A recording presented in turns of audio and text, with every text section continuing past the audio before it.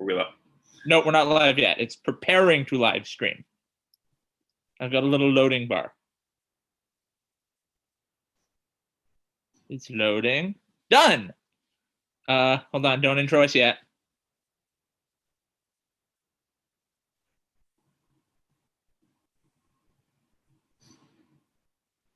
It's thinking. Google can't decide if the stream is hooked up yet.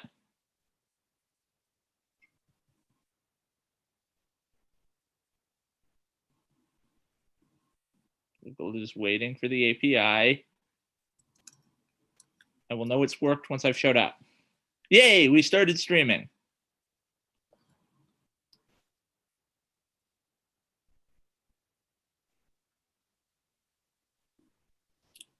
Google can't decide if the stream is hooked up yet. Intro us, Ben. Welcome to This Week in Blurnsball.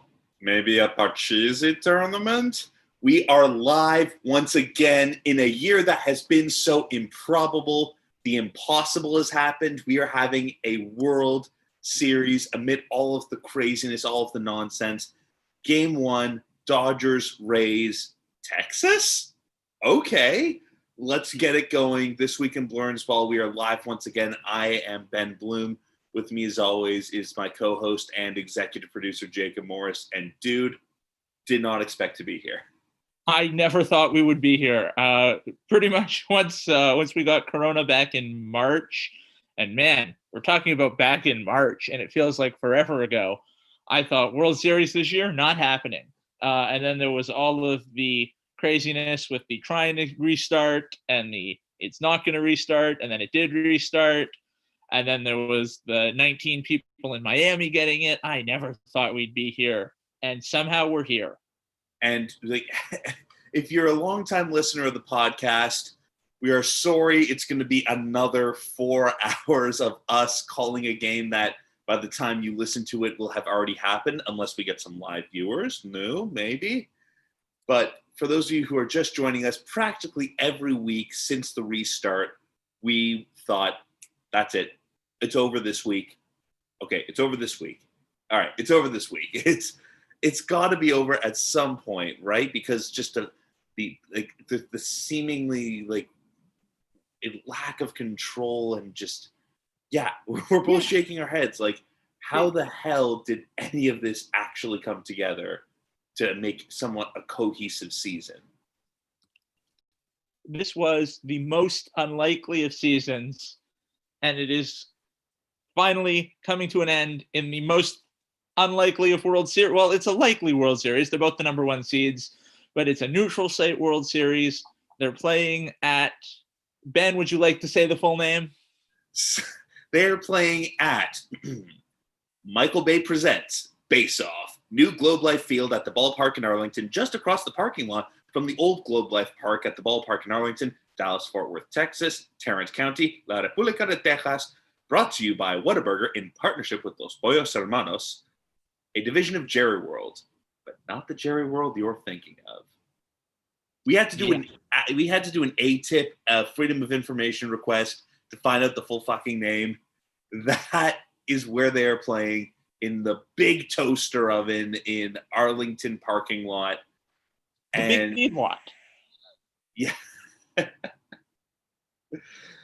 Both teams had to come through real meat grinders of League Championship Series, both winning 4-3. Tampa almost blowing the 3-0 lead. LA having to come back from down 3-1. But these are both real deserving teams. They had the best records in their respective leagues coming out of the regular season, the very irregular regular season. And it's an irregular World Series. This is the first time that the World Series is going to be played entirely in one stadium since the 1940s. It's the first time it's going to be played in not the home team stadium since 1918, when the Boston Red Sox opted to play at the home of the Boston Braves because it had a higher seating capacity.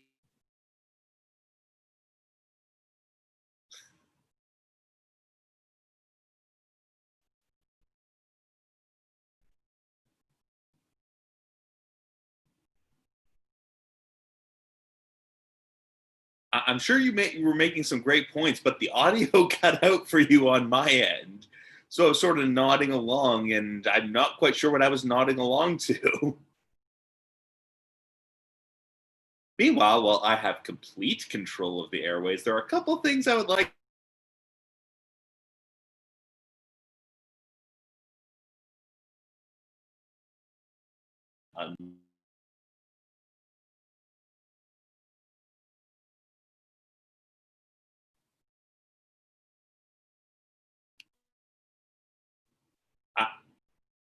How am I doing?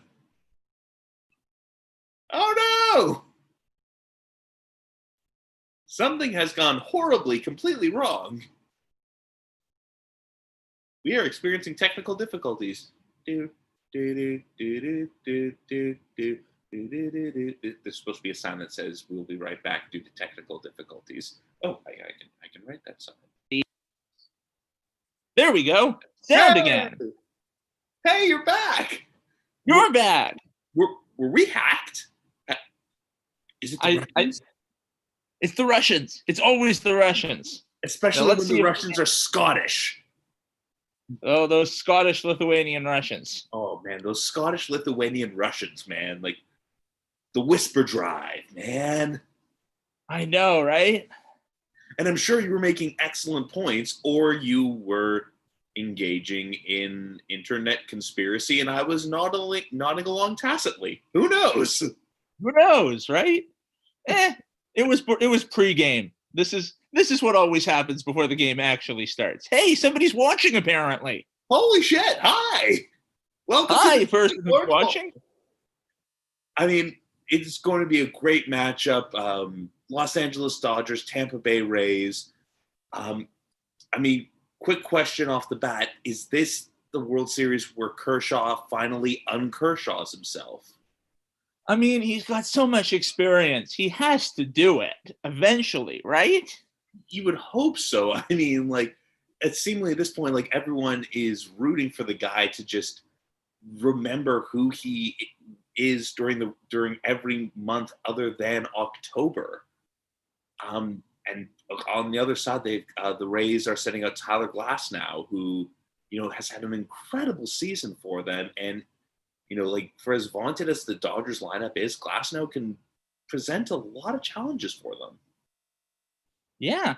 I mean, it's a great matchup. And Kershaw, I can't figure out why he can't pitch in October. He absolutely should be able to do this. This is a guy who's pitched under all kinds of pressure before. We are getting the oddest photo of the umpires right now as they all stand arm in arm wearing masks.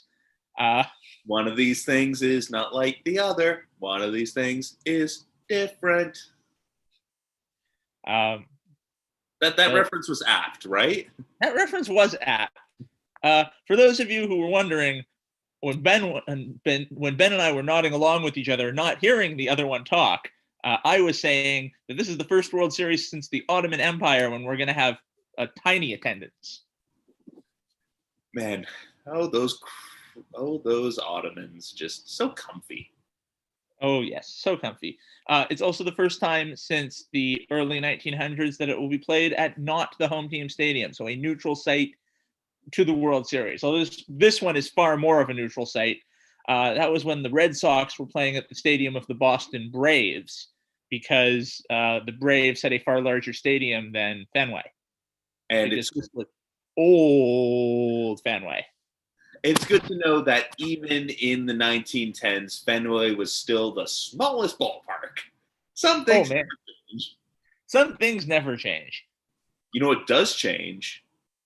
Our credibility as podcasters. Folks, we got a quick correction to run before we get started. Yeah, this one, courtesy of some fan mail from our dedicated listener, Cousin Mark, who, one, was alive for when the following event happened, and two, out of love, wanted to make sure that we maintained some semblance of professionalism, integrity, and Muppitude, which is a portmanteau of Muppets and attitude. So last week, I'll just read you his email. I know that the 85 Blue Jays were a broken mirror's worth of bad luck before you guys were born, but that clinching game was against the Yankees, not the Tigers, semicolon. And the final out was caught by George Bell, not Jesse Barfield. I mean, everyone loves George Bell, right? Everybody loves George Bell. And so, yep, we apologize for any confusion if we were causing people to doubt what was happening in 1985. There was a lot of space-time continuum infractions happening in that particular year. That's what we're going to chalk it up to. Someone reached 1.21 gigawatts in their DeLorean and kind of skewed our timeline. So in Biff 1985, it was Jesse Barfield. So we needed to go back and get the almanac back from Biff. But thank you for bearing with us as we maintain some semblance of integrity. Yes, exactly. Stupid Biff. Lousy stinking Biff. Hey, looks like first pitch is coming up on my screen. I don't know about what's happening on yours. We're just showing Kershaw's repertoire, which means first pitch is coming up as he toes the rubber. He's getting set. 11th career postseason game 1 start. Wow. Pretty impressive. He's pitched in a lot of postseason games, and his hat is already filthy, even though it's got a World Series patch on it. I'm pretty sure he just dunked it in Pine Tar, and he ran like 5 laps around the stadium outdoors just before opening pitch. Sounds about right for Kershaw. And it's Yandy Diaz, first baseman for the Tampa Bay Rays, to lead things off. But really, like, the big bat everyone's keeping an eye on this Tampa Bay Rays team is Randy Arozarena, the NLCS MVP. I think he's the ALCS MVP. It'd be very confusing if Randy Arozarena was the NLCS MVP, Ben. You know what? He was so good, you might as well give him the NLCS MVP. Practically every at-bat was a home run for the young man, and he's been incredibly exciting. During our last live game, he smoked a triple off the Blue Jays, and we were in disbelief, just at how fast he was rounding the base. We both kind of looked at each other and went, "Who is this guy?" Because when we had done, not our previous live game, because our live game before that had been Jays Red Sox, but when we had been watching the Jays and Rays play earlier in the season, I don't even think he had been with the Rays. No, he was recovering from COVID. That's right, he was. And then he has, and it's not a great start for Kershaw, giving up the single. Didn't want to tell you. Figured, why be the guy that says that Bruce Willis is dead the whole time in the movie The Kid? Bruce Willis was dead the whole time? In the movie The Kid and in Armageddon. Ah, yes. Oh, we all knew that. Yeah, I mean, how else would Ben Affleck and Steve Buscemi and Michael Clark Duncan save the world by blowing up the asteroid with Jake Busey? I'm now confusing 2 different movies. Yeah, you definitely are. Now, this year's the World Series patch is giganto. It's about as glaring and attention-grabbing as that dumb swoosh on the right chest of every player. Yeah, it is. And that is saying something if it's as glaring and attention-grabbing as the swoosh. But, I think it takes up their whole sleeve. Yeah, and I mean, the Rays have a big sleeve patch as is with, the literal manta ray, out of, an Aquaman cartoon. But yeah, I'm pretty sure someone's gonna get a herk or a jerk in their motion, and Cody Bellinger isn't gonna be able to celebrate his horde. I know. Well, he already dislocated his shoulder, and that's a great baseball injury. Guys will put their feet through glass tables, they'll trip on the dugout stairs and tear every ligament in their ankle. But again, you're doing the Bash Bros elbow bump with Kike Hernandez, who also hit a big. Also had a great home run that game. Yeah, Kike's my dude, man. I mean, yeah, and he knocks out the poor dumb idiot's shoulder. It's amazing. Only in baseball, right? Meanwhile, Arozarena's up with runner on first, 1 out, and I mean, anyone that proudly posts cowboy boots on Instagram is a winner in my books. Mine are just around the corner, in my apartment hallway.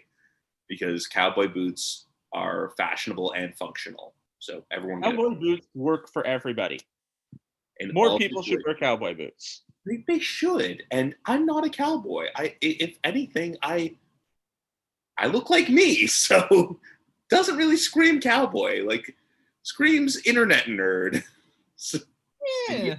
and yet, comfiest pair of shoes I've ever owned. Comfiest pair of boots too. They're great. So everyone go get a pair. They are comfy boots. And just like that, This Week in Blurnsball is brought to you by Arachnospores, the deadly spore with the funny name. Oh, arachnospores. And we'll try and incorporate as many Futurama ad reads as we can throughout the game. Quick talk about the managers of both clubs. Dave Roberts, 2004 Red Sox postseason hero. Kevin Cash, 2007 World Series champion. So in a sense, the right team is in the World Series. So I think we're all good, right? The Red Sox are represented, not a doubt. Yes, you can hug Wally. They sold him at Build-A-Bears in Boston back in the day. Like that's awesome. Yeah, catch your monster. Forget your bear. It's a monster. Your bear's a monster. So yeah, Wally the Green Monster will be showing up on screen on occasion if I ever need a good hug and or cry, because Mookie Betts is going to win the World Series MVP and the World Series, and I'm very happy for him, but I am sad, angry. Mookie had a legitimate argument to be NLCS MVP, especially with all those catches. Wow. Like, he's making an argument for best player, period, this year. Absolutely. And, so much is said about his offensive prowess that for like a nanosecond, you forget how talented a defensive player he is and how smart a defensive player he is. His throws, his catches, his ability to command right field. I mean, the Dodgers have a great one. The Dodgers do have a great one. Now, we know that Mookie Betts is the best right fielder today. Is Mookie Betts the best right fielder of his generation already? I mean, his generation, like starting 2014? Starting 2000 going to 2020, because that's a nice, easy cutoff. I mean, you can't, you can't say outfield in this era without mentioning Mike Trout. Well, I'm confining it to his position. Let's just say right field. To right field? Oh, yeah, without question. Mookie. Yeah. Give him every trophy, every award, and continue to put the daggers in my scarlet red heart. Yeah, that was a silly move by the Red Sox, quite frankly, silly. Although it is nice to see all of Red Sox Twitter be sarcastically applauding. I mean, look at all of our cap flexibility. I mean, sure, he made a highlight-winning catch, but did you see how much flexibility we have in our payroll software? So much flexibility, and you've got so many years of control. Oh, man, so much control, because who needs wins when you can have not wins? Yeah. We traded Mookie for these guys, one of whom might be almost as good as Mookie one day. But isn't Mookie.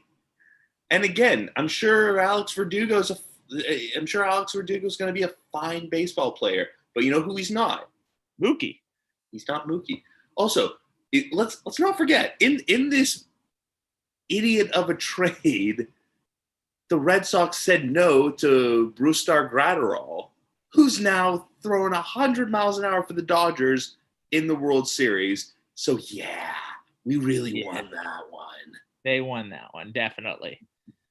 Okay, so Kershaw he's got 2 outs, but he's thrown 17 pitches to get 2 outs, and he has looked off his game so far. So the whole can Kershaw pitch in October thing? It's looking dicey, and he's got Manuel Margot at the plate now, who himself has had a fine postseason run. I mean, now I would say the Dodgers have an inherent home field advantage here. They have played. This is their 11th game at Globe Life this season, this postseason. I'm sorry, at where? What was the name of the stadium you said? Michael Bay presents Face Off. Yeah, I'm using the short name. And Margot grounds out to Kershaw to end the inning. Kershaw, who is now even more drenched in sweat, gets out of an early jam. And my remote. Elvis has left the building. My remote tried to run away.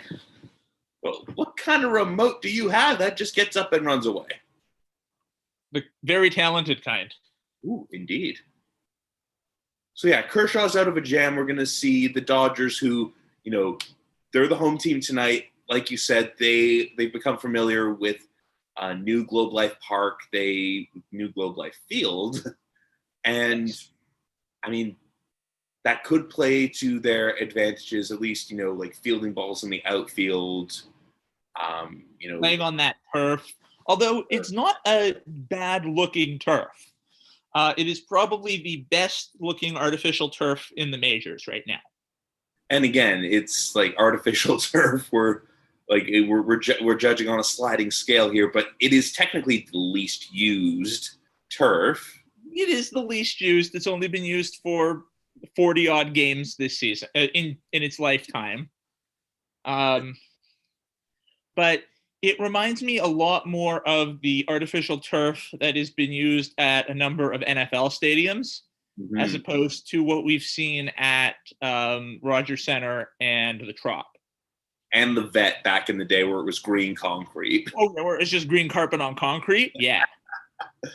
And I can tell you from firsthand experience, the new stuff they're using, instead of dirt, it's ground up vulcanized rubber. So it's like ground up tires. And those things get everywhere. Now imagine, yeah, I've seen that. Imagine playing a sport that isn't baseball, where you're tackled and your face is dragged through this fake carpet. You come up on the other side looking... Rug burn. Yeah.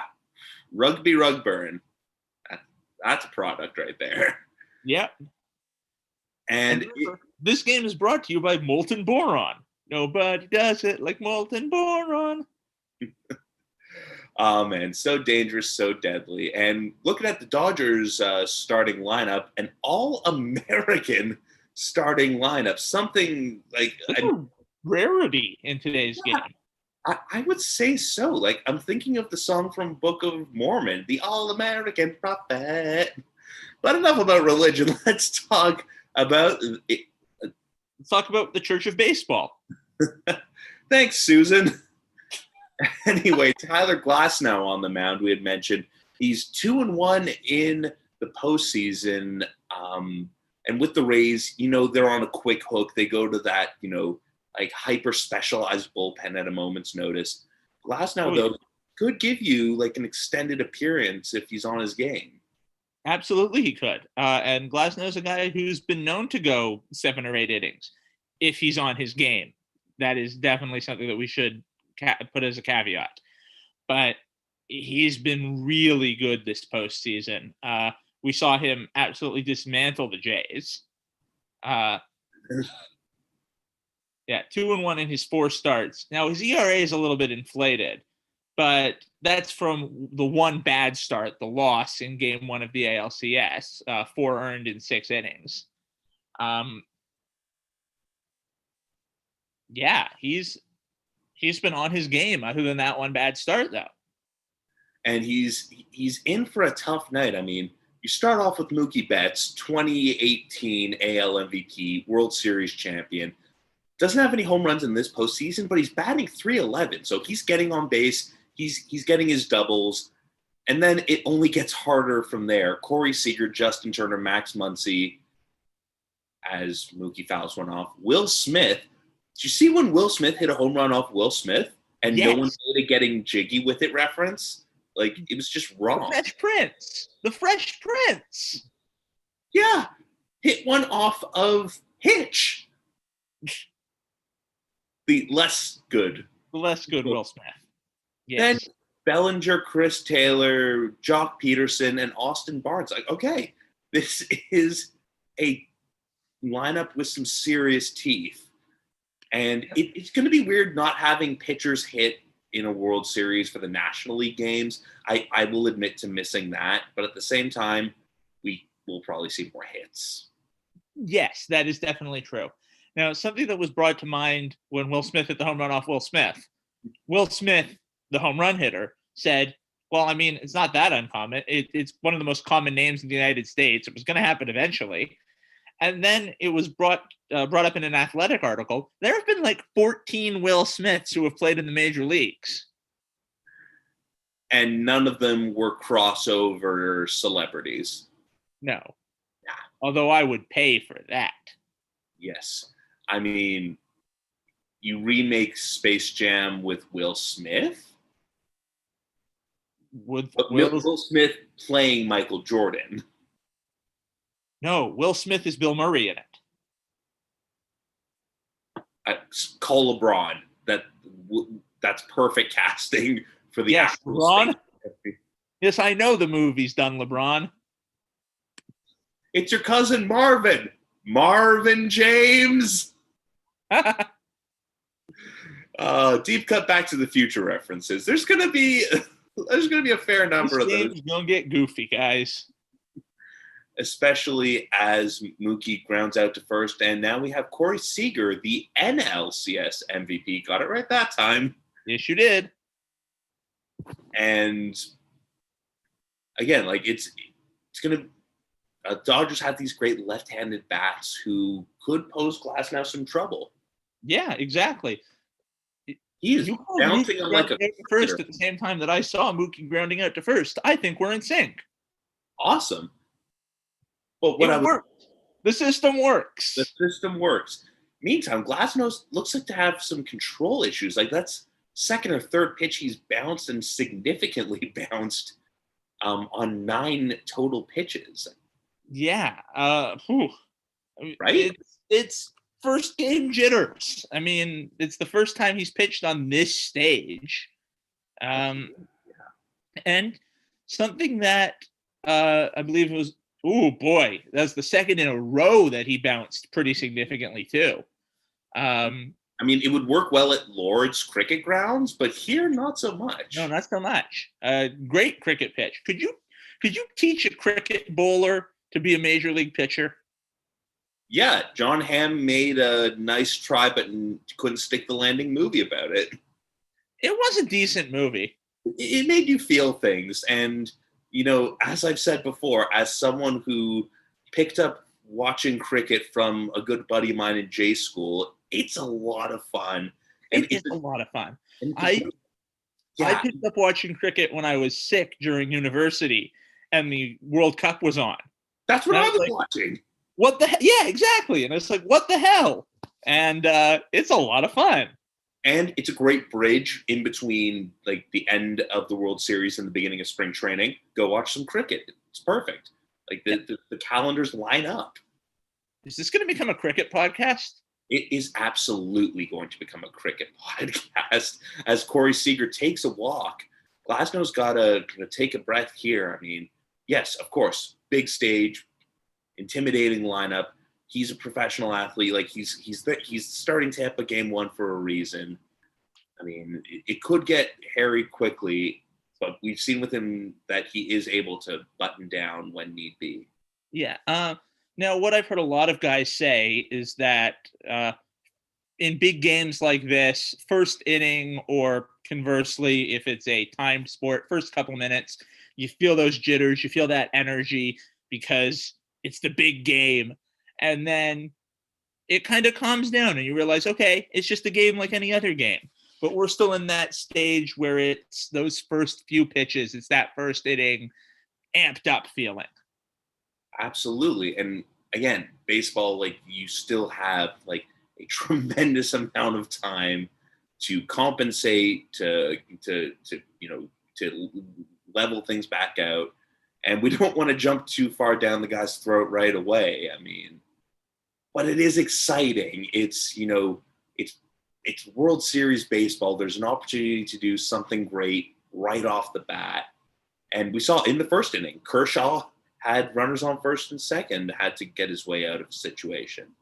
And what's good with Glasnow is he's got his velocity. So it seems to be he's overthrowing the ball a little bit. It's nothing mechanical. He doesn't have his release point or something. And not sure, were you able to see if they had the roof open or closed over? I was not able to see, although our friend Google will tell us. Google, always good for some quick fact checking when we choose not to do some preparation. The league said it prefers to keep the ballpark's roof open, weather permitting, to limit the potential spread of coronavirus amongst fans. Yes, because that's how it works. And also, 11,000 people are at the ballpark because that's how it works. Well, I mean, they're in small pods. Not when they're hitting home runs into the outfield. Yeah, that's true. And Then it's Justin Turner has already got a pine tar stain across the URN of his name. And I like that. I mean, you saw what happened a month ago, I'd say, when Alex Gordon announced his retirement. All of the Kansas City Royals players, put the pine tar mark on over their nameplates, just like he had from, slinging his sticky bat over his shoulders all those years. That was sweet. That was a really nice touch. Yeah. And it's like in the same vein as, the Tom Seaver Memorial knee patch, which, again, was cool as hell. Mm-hmm. That was. There have been some really nice memorialization this year of guys. Absolutely. Both acceptable terms. As Muncy skies one out to center field, and Glasnow, welcome to the World Series. Take a deep breath. Maybe go find a trash can with a Houston logo on it to, toss your cookies into, because you just got out of the first inning unscathed. Yeah. I mean, a little bit of an elevated pitch count, but the same could be said of Kershaw.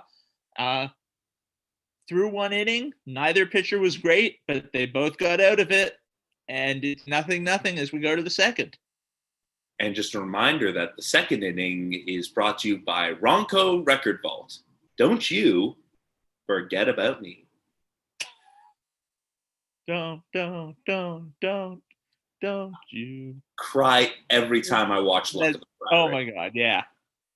I mean, like you have I have siblings, like there's a lot of emotions. A lot of emotions. That's a great episode. Yeah. Even today, I'm at work, and then Bender Shouldn't Be Made on TV is running around in my head, and I'm like, I really hope this doesn't show up in the next article I'm writing, but you never know. You never know. Well, I mean, I could see how Election 3012 could end up in what you're writing about, but Bender should not be allowed on TV. My mind is not linear. It is Jeremy Bearimy. Yes. Oh, man. Now, if we're going to talk about a good show. Holy fork and shirt balls. That is a great show.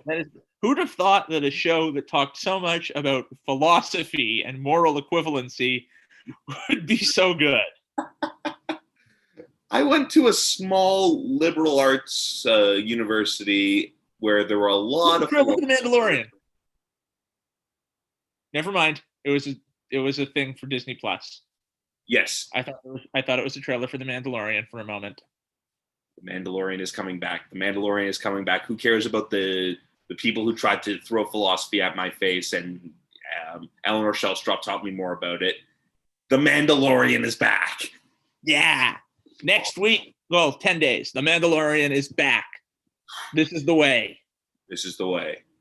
Also, Carl Weathers is in it. Got yourself a fine stew. Yes. You son of a bitch.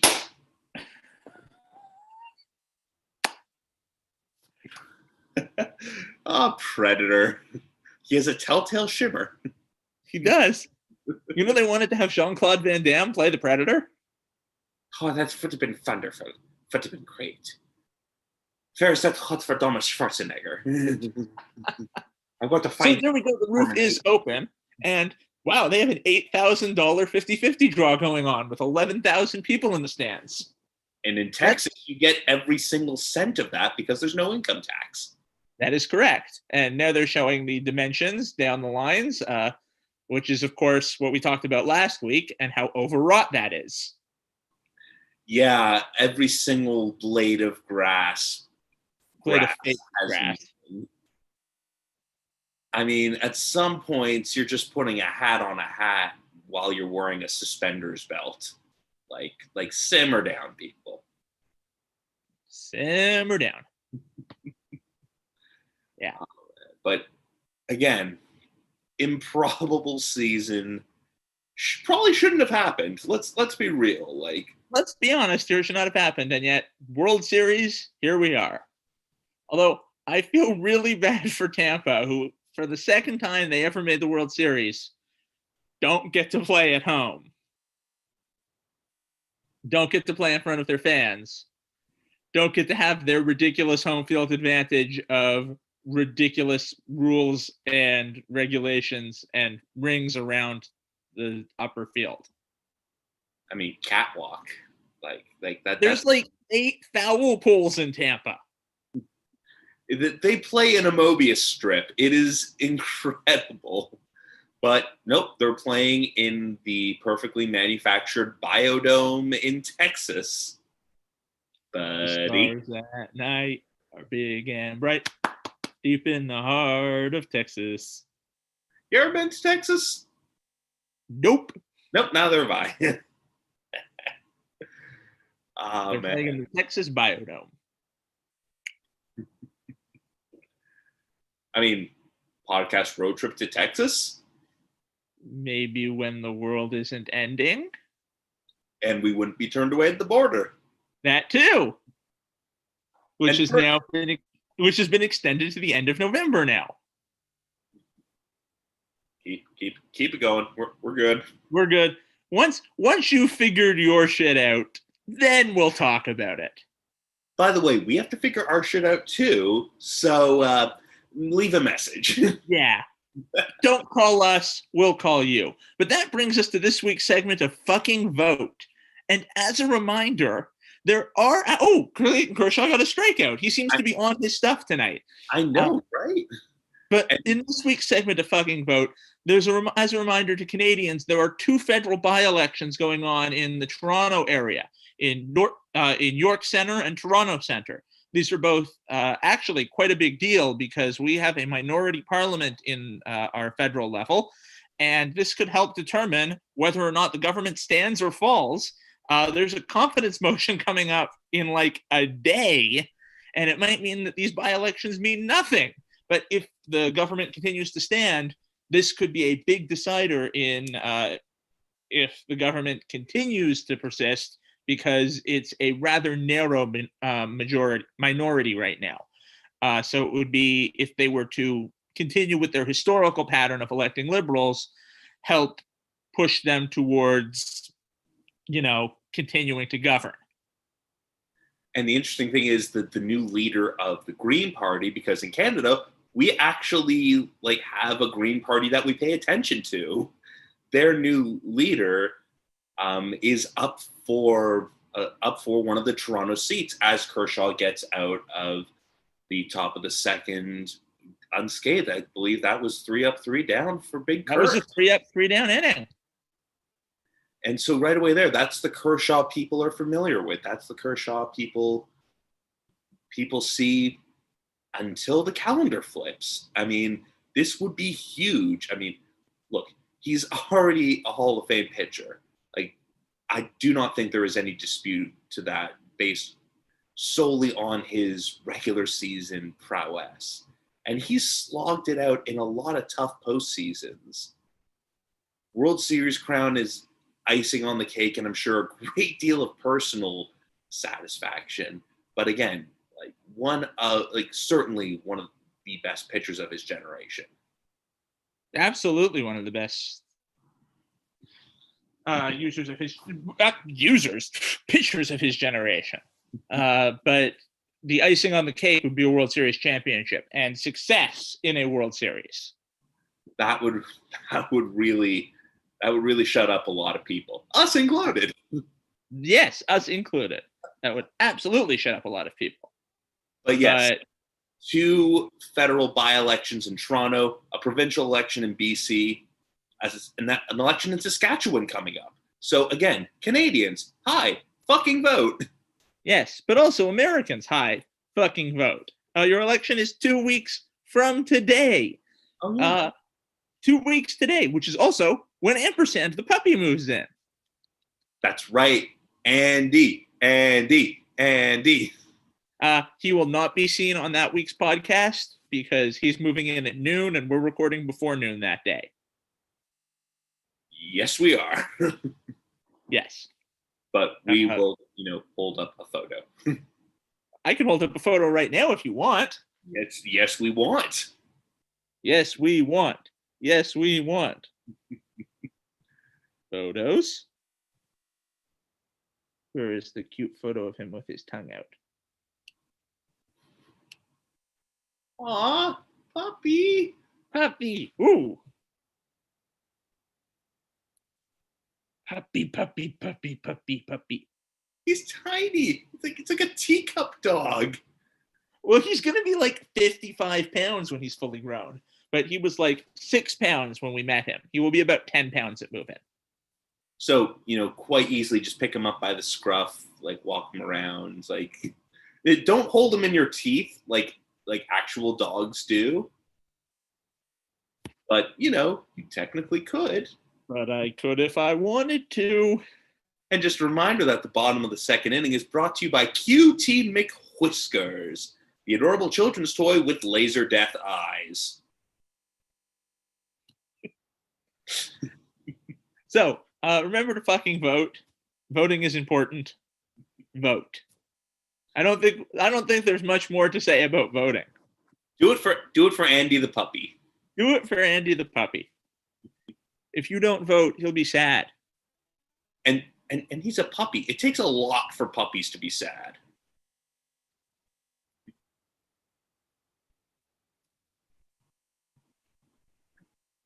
Has no one said anything in the past 5 seconds? We should probably rectify that. Probably should rectify that. Huh. We got Will Smith at the plate right now, and my TV is doing all sorts of strange, borky things. How many Smiths could a Will Smith if a Will Smith could Smith Wills? Could Will Smiths? Damn it. I said it wrong. So close. Also, he could probably Smith a lot of Wills. Yeah, he probably could Smith a lot of Wills, but how many Wills could he Smith? If Will Smith will. Yes. 7.5. Okay. It's a conservative estimation.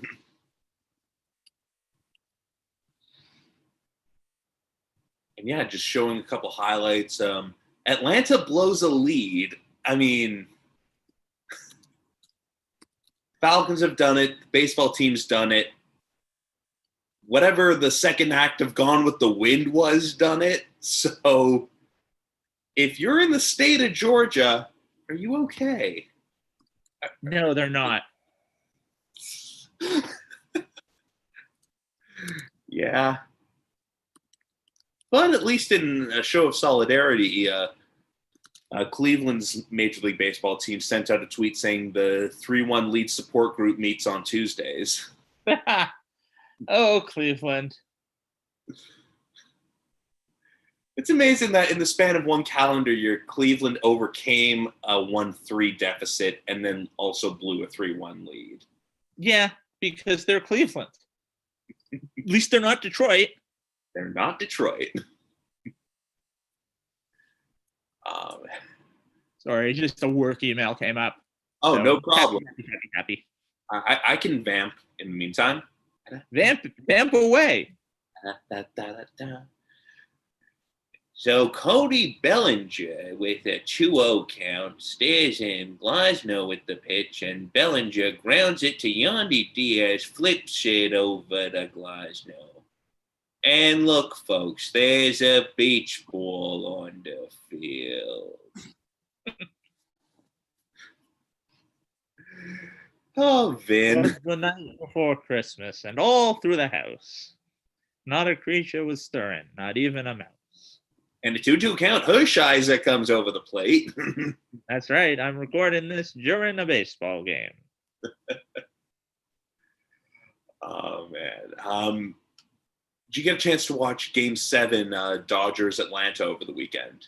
I did. That was one heck of a game. Oh, that was a lot of fun. That is my game of the playoffs so far. Oh, without a doubt. I mean, it was great watching the Rays can the track rows. That was fun. That was fun. That was high stress. High stress. Would not have been able to handle Houston in the World Series. No, that would have been bad. Especially because the Jays won more games than them in the regular season. Right, that whole thing, but also morals. Yes, but it was just especially annoying. Especially Lisa, but especially Bart. Yes. And Dodgers got a hit. I think that's their first hit of the ball game. Sneaks under the glove of Willy Adames. Chris Taylor trying to get things started here with 2 away in the bottom of the second. I believe you are correct, and that is their first hit of the ball game. Hooray! We don't suck. We don't suck. We don't suck. But yeah, I mean, Joe Davis, heck of a job on the call, filling in for Joe Buck, who was calling a football game. Joe Buck is having a ridiculous week. He is. I mean, Fox better be shelling out getting him his own friggin' airplane because, I mean, I would not want to do that much commercial flying in one friggin' week. Is he flying back and forth, or is he broadcasting from a neutral site? I thought he was broadcasting from a neutral site. I thought he was going to each of these places. I believe he was in Tampa, right? Yes, I believe so. Oh man, super spreader Joe Buck. Oh God, I really hope not. Yeah. But yeah, I mean, he called Sunday Night Football. He called Monday afternoon evening football. He's calling tonight's game. Yeah. Racking up the miles, or at least, I mean, and I know in the past, he's had vocal cord issues. You hope he can, sustain that broadcaster voice over. Well, he'll have a long. Oh no, he's got the football season still. I was going to say he'll have a long time off after this week, but no, football. That thing. Did you ever read his book? I have not, although I've heard good things about it. Made him so likable, relatable. It was an amazing inside look. It's like he's just a guy who's trying hard, and he doesn't curse everything, just most things. Just most things. Just most things. I do enjoy just most things being cursed. And I don't know about you, my TV it's going pixels left, right, and center. Whoa! Yeah. I had it pop up there for a split second with a green bar at the top. It's like the Flash is trying to jump through our screen for that obscure scene in Batman versus Superman that no one really understood. No, that scene made no sense and didn't fit with the plot at all. No. Just like most of that movie. Yeah. It could have been good. It could have been so good. We had Batman and Superman and Parademons showed up in it. And Wonder Woman. And Wonder Woman was there.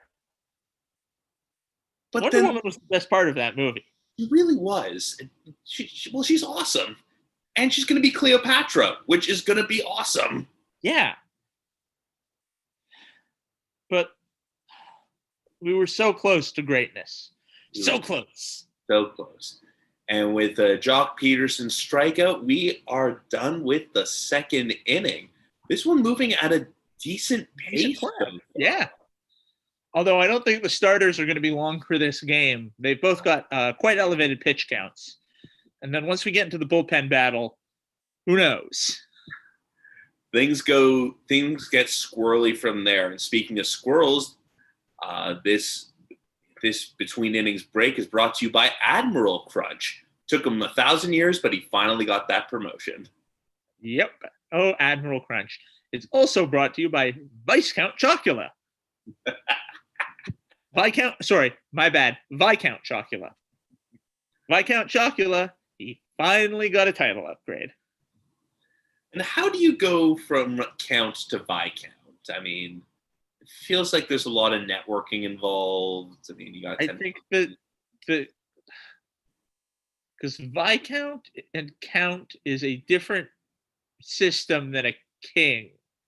Because a count is just sort of, I don't know. It does seem like there would be networking involved. A lot of shaking hands, like necks. It's how you negotiate in Pennsylvania. Exactly. Pennsylvania. Ooh. Dude, we need a theremin for this podcast. We do need a theremin. Man, I want to learn how to play the theremin. Then I can learn to put the Star Trek theme on it. No, that actually wasn't a theremin. Yes, I do know that was a singer. Except for one episode. They did use a theremin for one episode. Yes. That's amazing. I mean, of course you knew that. You have a Star Trek podcast. Yeah, because we've totally done more than one episode of that. Oh, totally. Like I've been a guest star on several. I was the Gorn.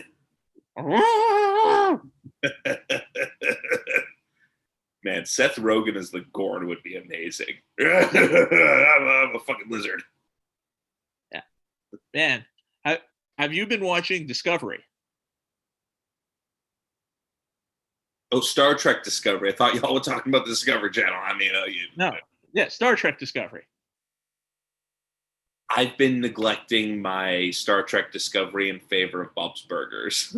Fair enough. Surprisingly good. Good to know. Yeah. But do you know what else was surprisingly good? Star Trek Lower Decks. The cartoon. The cartoon. So many cameos. Yo, I should check that out then. You should. John DeLance came back as Q. Whoa. What? Yeah. Dude. Frakes came back. Frakes. Yeah. They had First grab. It's irreverent, but it really holds the original canon in high regard. That's all I need to hear. So. And each episode is like 22 minutes long, and there's only 10 episodes, so you can burn through it real fast. Oh man, I do like the sounds of that. As Mike Sonino, big cut and a miss. Just throwing a little baseball in between Star Trek, but yeah, I mean, like I don't know, like what was your Star Trek experience growing up as a kid? Like, which was the first one that you got into and how? First one that I got into was I saw the tail end of Voyager. But the first one that I watched on TV was Enterprise. Really? Bakula? Bakula. Way to kill the franchise, Bakula. Wasn't Bakula's fault. Actually, Enterprise, in retrospect, was quite good. Yeah, all right. You got to give it up for Bakula. I mean, you Quantum let the shit out of that show. If it hadn't been... Look, the first season was But then But that's the same with any Star Trek show. Except for, the original series. Perfect every episode. Sure. So the first season was because they're finding their feet.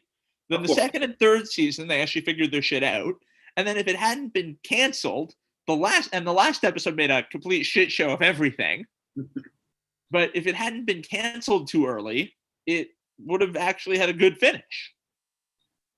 I will take your word for it. I mean, but at least we got Frakes in the last episode. Always nice to have Frakes come back. I mean, dude needs those residuals. Yeah. And then I went back and watched all of it on Netflix. Yes. All of it. I did, folks, if you can't see what he's doing at home, he's doing the close up, all of it. All of it. Like the movie, The Thing That Ate Everything.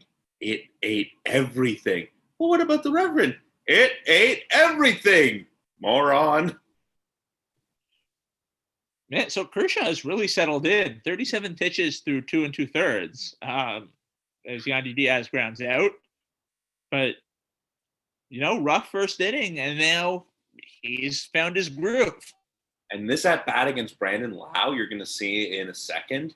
I mean, you're seeing like Pete Kershaw right now. Every pitch is just dancing around the bat. It is fun to watch as we talk Star Trek. Like, this is the essence of our podcast. We talk things kind of related to baseball as baseball goes on.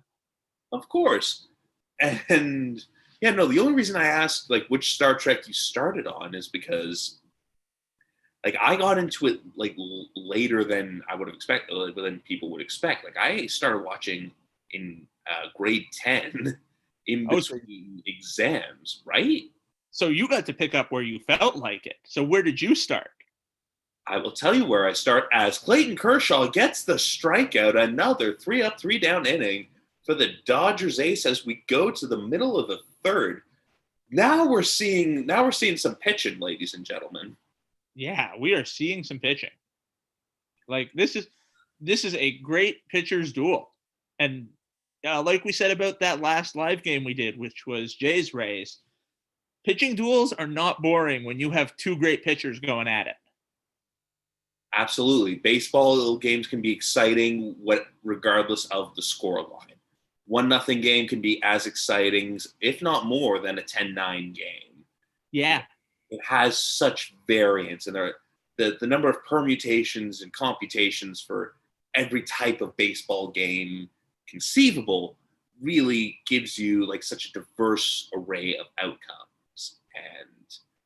And right now, sorry. Thank you there, Mr. Spock.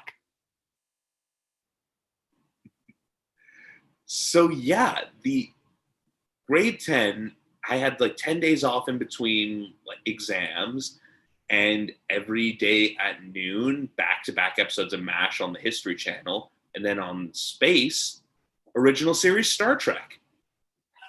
Beautiful. So I was reliving the 60s and 70s in the year 2008. Yeah, that sounds about right. Worth it. Because the contemporary television options in 2008 kind of sucked. Yeah. Pre-Community. Man, now there was a good show. It's a fantastic show.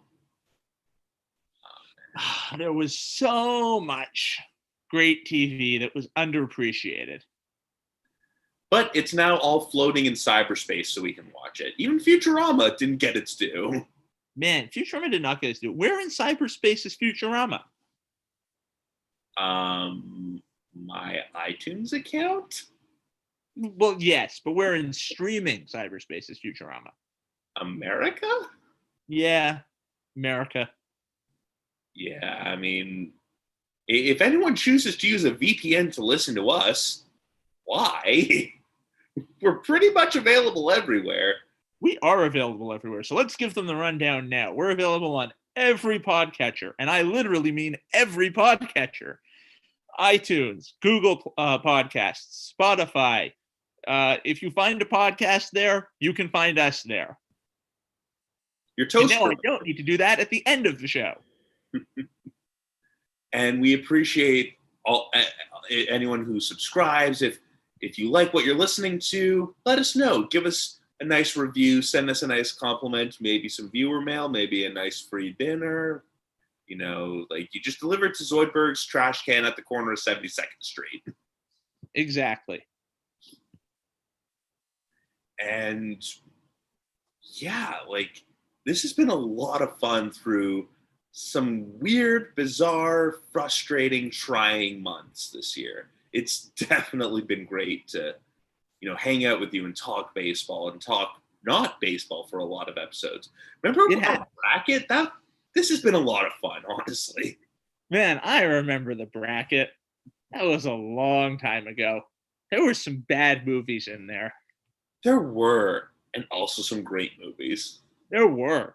Man, I did not have A League of Their Own coming out on top there. I can't believe we didn't have a Costner movie in the finals. And no Costner movie podiumed. That's true.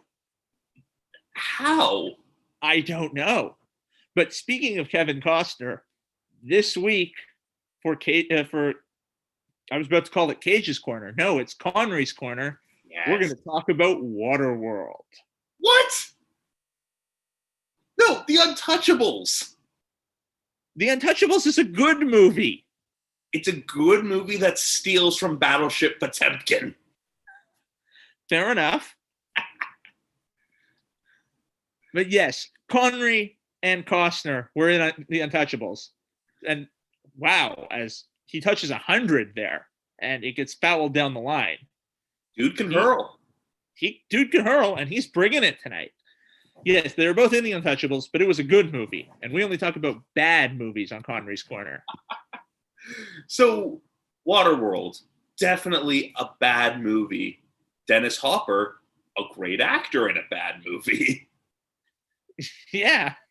I mean, you know how much money they spent on that movie? 3 avatars. I think so. And it just sucked. It was so terrible. bad. It was terrible. They built entire sets so that they could go swimming around in them. But like, why? What was wrong with green screen? They paid to have Kevin Costner's hair look like it did. It cost almost $180 million. But why? I don't know. Just a brutal, terrible, terrible movie. Like, and then it turns out that the only land left on Earth is Mount Everest, and the map showed them to Mount Everest. How could the seas rise that high? There isn't that much water on Earth. Or is there? No. Fine. Well, no, but if every ice cap melted, like we'd lose Florida, like Iowa would be beachfront property, but there isn't that much water. Would still rather live in underwater Florida than Iowa. But what if Iowa had a beach? I'd move to the lost city of Atlanta, way down below the ocean. That introduced me to Donovan, by the way, that Futurama episode. That Futurama introduced us to so much culture. Nixon. Oh. Burrow. Oh man, but I do not think I appreciated how high Mookie got on that Game 7 home run robbery until I saw that replay there. That was a gorgeous replay. And again, he did that with the Red Sox against the Astros on when the fan decided to reach into the glove and make things contentious. And didn't some dumb idiot say, "Oh, I don't know if he would have made that catch." He made it. There you go. The thing he did. And when you hear Mookie talk, he's just that nice, sweet, humble kid with that Tennessee drawl. Like, why would you ever trade him? Because financial flexibility. Say those words one more time. Financial flexibility. I'm going to need a minute. Boston Red Sox. You don't need financial flexibility. There. We'll live. Mookie's going to be a Hall of Famer. He's going to have a fantastic career. And in the words of Ken Watanabe in Inception, we are an old man filled with regret. Ah, yes. And there was a good movie. Did you realize they were on Earth all along? I didn't. Like, it took me a while to figure that out.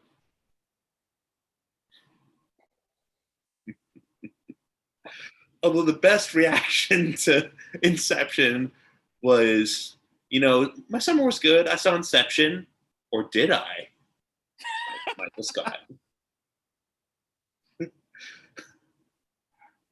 Now, I'd like to, while we're talking about Inception, call out a very special edition of Uniwatch.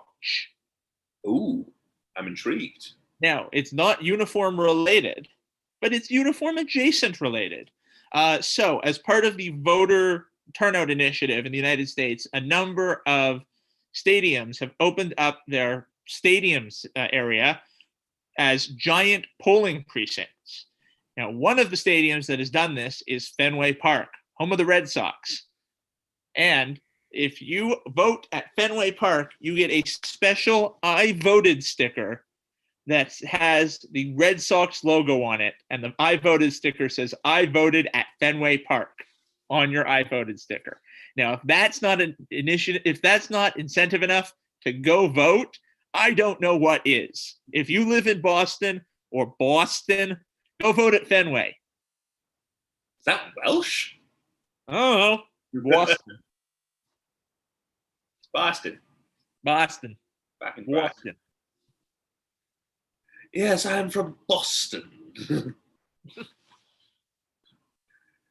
But I mean, you don't have to tell me twice about that. That Fenway Park I voted sticker. I'll give you some background on that after the show. But yeah, I mean, like there were fantastic pictures. Like Ted Williams root beer next to a polling station. Like the famous Fenway to the grandstand Monty Python finger pointing people in the lines to vote. And they had physical distancing markers. Sorry, Macca's or Mackie Macca's. Mackie Macca's. And of course, you had the local ABC affiliate getting the voter with the donkeys. That was the most Boston thing I've ever seen. And that includes in Fallout 4, where you go to the South End and you run into a Southie guy who talks exactly like Marky Mark. Oh, man. Southie now, apparently, it has gone full Williamsburg. So there goes the neighborhood. There goes the neighborhood. But yeah, it's been way too long since I've been back in Boston. And it will be a while because, borders closed. Unless, would you be interested in a reverse Canadian bacon? That sounded dirty. I apologize. So you're saying we invade Boston? The British didn't, did they? No, they didn't. No, Boston was held throughout the entire Revolution. You're damn right it was. They did take New York. Lexington, Bunker Hill, 3-0, baby. So yeah, New York though. Wait, what now? The British took New York during the war. Wait, first they take Manhattan, then they take Berlin. Leonard Cohen knew it. Oh wait, no, that song happened after that. Yes. Or did it? Also, we got so caught up with our American Revolution. We missed a walk. We missed a walk, potentially a pitching change. I mean, I saw like a nice Toyota commercial. I mean, I'm good in the car department, but I don't know why I went Nova Scotian there. But we will let you know what happens as soon as we find out. And you, the viewer or listener who is listening or viewering this after the fact, is probably thinking, you dumb idiots, how are you not paying attention to the game? We'll tell you how we pay attention to the game. We've got you there. It's a long game. The entire appeal of this is watch the game with your dumb idiot friends. Which is what we're doing. Yeah. And we're having a good time doing it. Exactly. So if we miss an at-bat or a statistic. Or an entire inning. Entire inning. No one's perfect. Did we miss an entire inning? Is the inning still on it? Who knows? No, I think that the Rays got out of it, and we are now going to the fourth. Holy shit, okay. This game is moving right along. Do-do-do-do-do-do. moving right along. Da, da, da, da, da. Da-da-da-da, da-da-da-da-da, da-da-da-da-da-da. If I sing the lyrics, we'll get sued by the overly litigious people at Disney. Disney owns the Muppets now. I am sad. Yeah. It's time to play the music. If we spoken word it, I think we're legally indemnified. Yes, let's Shatner this. It's time to play the music. It's time to light the lights. It's time to get things started on the Muppet Show tonight. And we are in the top of the fourth inning as we get a nice aerial shot of new Globe Life Field and old Globe Life Park because names have lost all meaning. And Randy Arozarena's at the plate. Kershaw's on the mound. This is fun. This is exciting. This is a matchup. This is the way. This is the way. I am so excited to see what Baby Yoda will do next. Probably be a baby and also Yoda.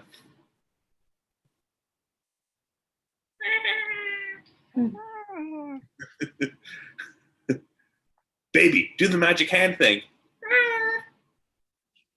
Stupid baby.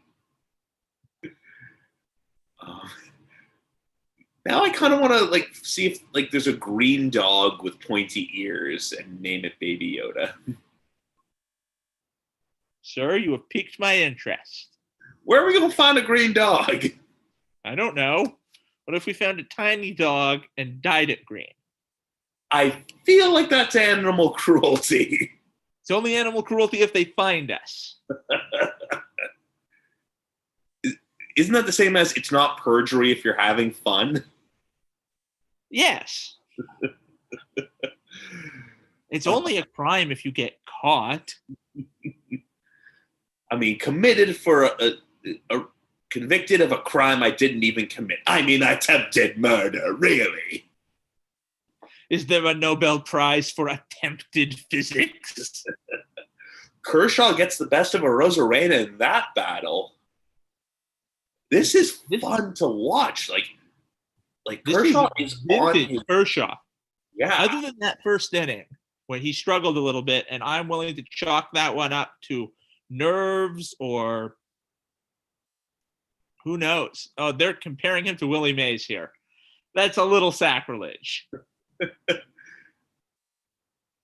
We never know what the future can hold, but right now, Mr. Mays is sacrosanct. That is okay, slow your roll there.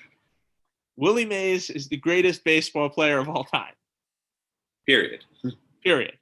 End of sentence. And yet we're still talking. Joe Posnanski said it. Yep. Joe says it. We co-sign. That means we get athletic royalties, right? Exactly. Speaking of the Athletic, a tip of the cap to John Lott, who announced his retirement. Well, much deserved retirement. Over 20 years covering the Blue Jays and he came to the Jays late in his career. He had already been a professor of journalism for close to a quarter century before that, and a journalist for 15 years prior to becoming a professor of journalism. The Jays were his third career, and he was terrific at covering the Jays. So he has earned a well-deserved retirement. Now at the age of 71, I believe, 73. Did not realize he was that old. It's with so many people, I see the name, I read the words. I don't always look at if they include a photo with the byline. And the times I do, I'm usually going, Simmons. Oh, Simmons. No, he has definitely earned his retirement. He's not as young as he once was, although none of us really are. I can't remember. I was only a baby. He will be sorely missed, and I will miss his dispatches from the Jays, especially his spring training dispatches. That was one of the best parts of his coverage with the Athletic. Man, would love to cover a spring training. I'd love to just go watch a spring training game. I'd like to go outside. Let's start with going outside. I'd like to do that someday. Well, I mean, you can go outside and walk around the block. I would like to, do things outside. Yes, all right. I would like to do things outside without getting a crimp in my beard. You could shave in a mask divot. I mean, how about no? It would be the new fashion. I don't want that to be the new fashion. Remember when man buns were a thing? I do remember when man buns were a thing. That was bad. I'm glad I started LeBroning, that I never had to do anything stupid with my hair. Bzz. It's game changer, life changer. You don't have to buy shampoo. Well, beard shampoo. But that's besides the point. We are missing a masterclass from Clayton Kershaw. 11 straight batters down. Out he of is the on tonight. I mean, we were talking at the beginning of the game about can Kershaw pitch in October? Yes. We say this in the fourth inning. Who knows what happens in the fifth inning? And that's sometimes been at the heart of the criticism.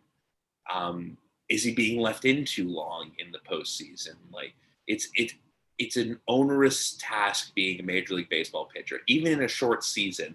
It's a lot of physical and mental wear and tear on these athletes, and starting pitchers, I would say more so. Like in the postseason, like you don't want to be too quick with the hook and be over reliant on your bullpen in case you need them to bail you out of another game. Let's hope Dave Roberts, gets his timing right with Kershaw tonight. Yeah. Now, what I would say is the good thing is that with this season being so strange, October this year works out to essentially July or August of a normal year. This is when Kershaw should be peaking. This could be the ideal time for him to be in a World Series. Yeah. Now, other than the mental aspect of it's the World Series, who knows? And yeah, it's going to be interesting to see what happens in the next time he takes the hill. In the meantime, if I'm the Dodgers hitters, he's kept us he's kept us clean. Let's reward his effort, for fuck's sake. Now, it's easier said than done because you're going up against Tyler Glasnow, who has been matching him pitch for pitch. Yeah, there is no wiggle room so far, and it's been fun because these are the two best teams in baseball this year, and you've got their big guns coming out to start this game, and right now, unstoppable force and movable objects. Like, who's going to blink first? Something will yield, right? But who knows what? But my guess is the grounds crew yields first. Yes, probably. But this has the potential to be a game that we're going to talk about for a long time. We are talking about this for a long time. We're more than an hour into the episode. That is fair. Now, it is a good time to be a Tampa Bay sports fan. Seriously. So, the Lightning just won the Stanley Cup. The Rays are in the World Series. The Buccaneers are at the top of their division or near the top of their division with Tom Brady at the helm. Gronk only pawn in Game of Life. Gronk only pawn in Game of Life. And you don't have a basketball team to worry about. So that's all good. You're golden. And it's also a good time to be a Los Angeles sports fan. It usually is a good time to be a Los Angeles sports fan. I mean, the LA Lakers won a championship. The Clippers are technically from San Diego, so you don't have to count them. The Rams are doing good. The Rams are doing very well. The Dodgers are in the World Series. You don't have to count the Chargers. I love the Chargers, man. Like just the powder blues and Qualcomm back in the day. Like LT was fun. Young Drew Brees. Like I said, they're from San Diego. You don't have to count them from LA. Exactly. The Clippers and the Chargers should both be in San Diego. Exactly. It's as easy as that. Like Los Angeles is technically Los Angeles is big enough that they could add another team in each of the major professional leagues and still add more. Yeah. Man, could you imagine 3 LA baseball teams? Yes, I can. Ooh. Move the Tampa Bay Rays to Los Angeles, the LA Rays. Yeah, why not? The LA Raiders. That is that didn't look fun. That is the team that should have moved to LA. Man, yeah.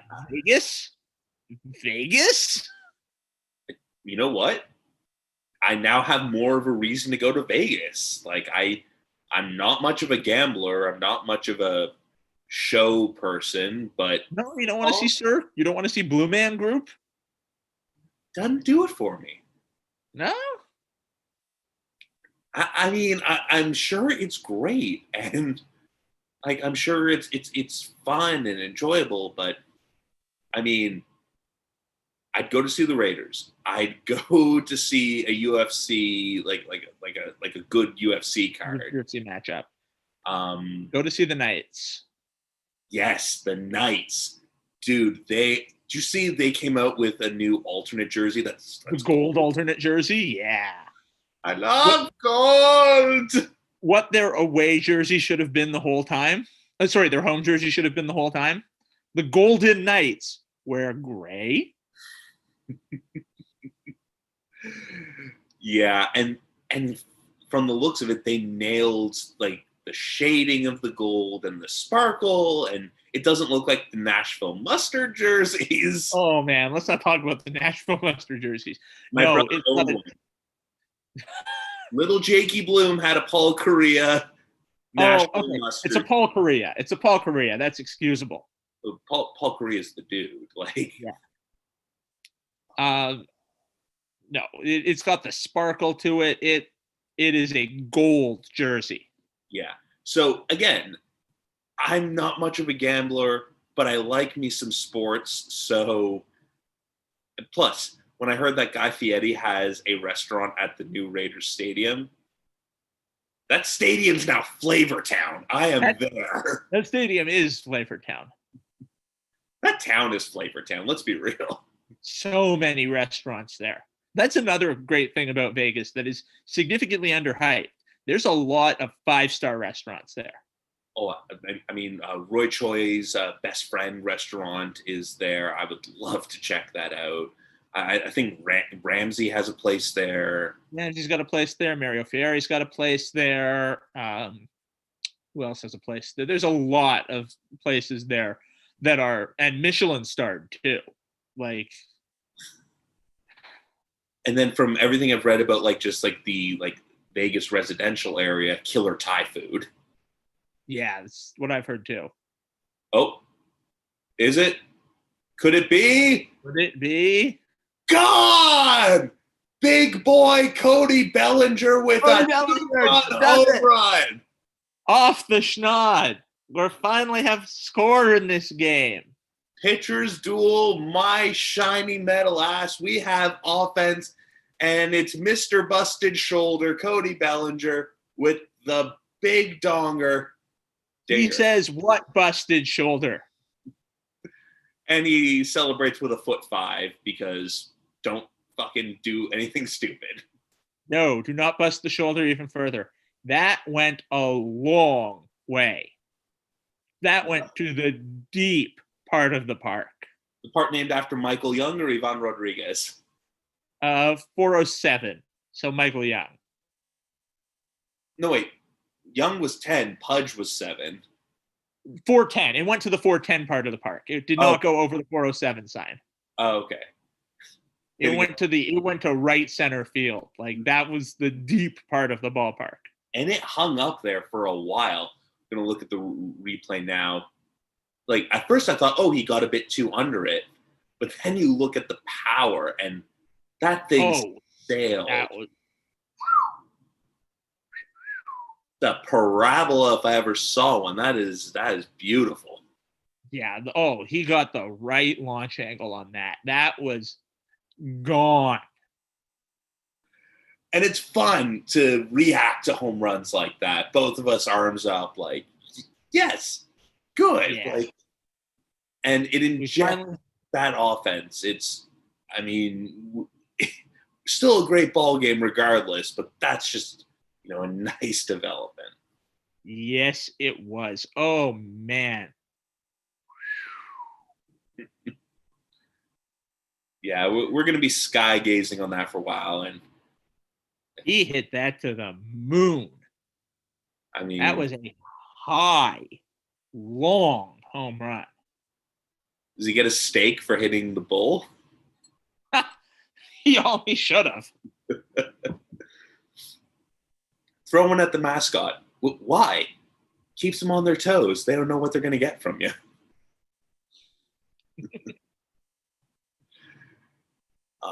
Let's see what the Dodgers can do with just that bit of jolt. And like we were saying in the previous in-between innings, Kershaw's been keeping them at bay.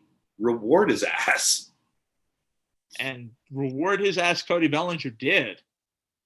That was, and I'd imagine a loud home run too, but we have the sound off so we can hear each other. And to avoid, dealing with the express written consent of Major League Baseball. I have the implied oral consent of Major League Baseball. Not good enough. See your ass in court. Oh. Yeah, we want to be litigious about all these things, make sure we're not getting any trouble. That's why our theme song is totally not ripped off from anyone ever. No, of course not. It's an entirely original composition. Using pre-existing parts. It's okay if it's remixed. And speaking of remixes, this visit to the mound is brought to you by Auntie Snoo Snoo's Maple Syrup. This is the kind of sap I like. You the kind of sap I like.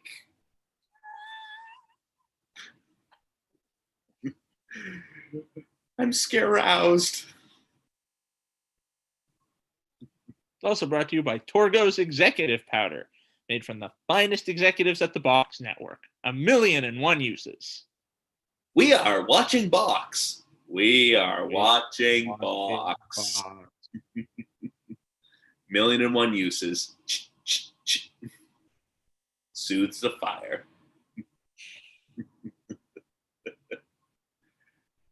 Oh, man.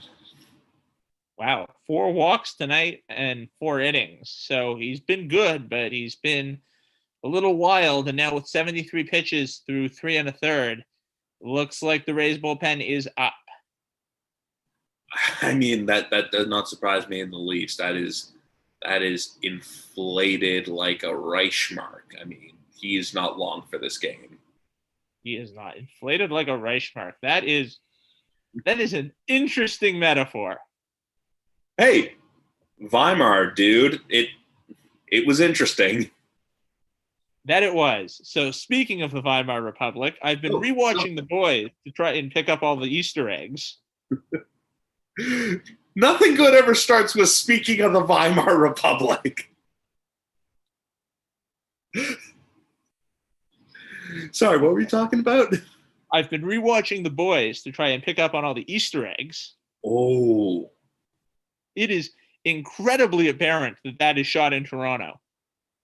I mean, it's such a great show. It's such a disturbing show. But at least 5 minutes of every episode, I am taken out of it because, yeah, that's on my walk to work. Yep, that's Roy Thompson Hall, but larger. Larger, Yep, that's George. Yeah, that's Bloor Station. Yeah, that's St. George Street. Yeah. Yep, there's my editor walking in the background. I'm pretty sure that was my license plate at one point they used.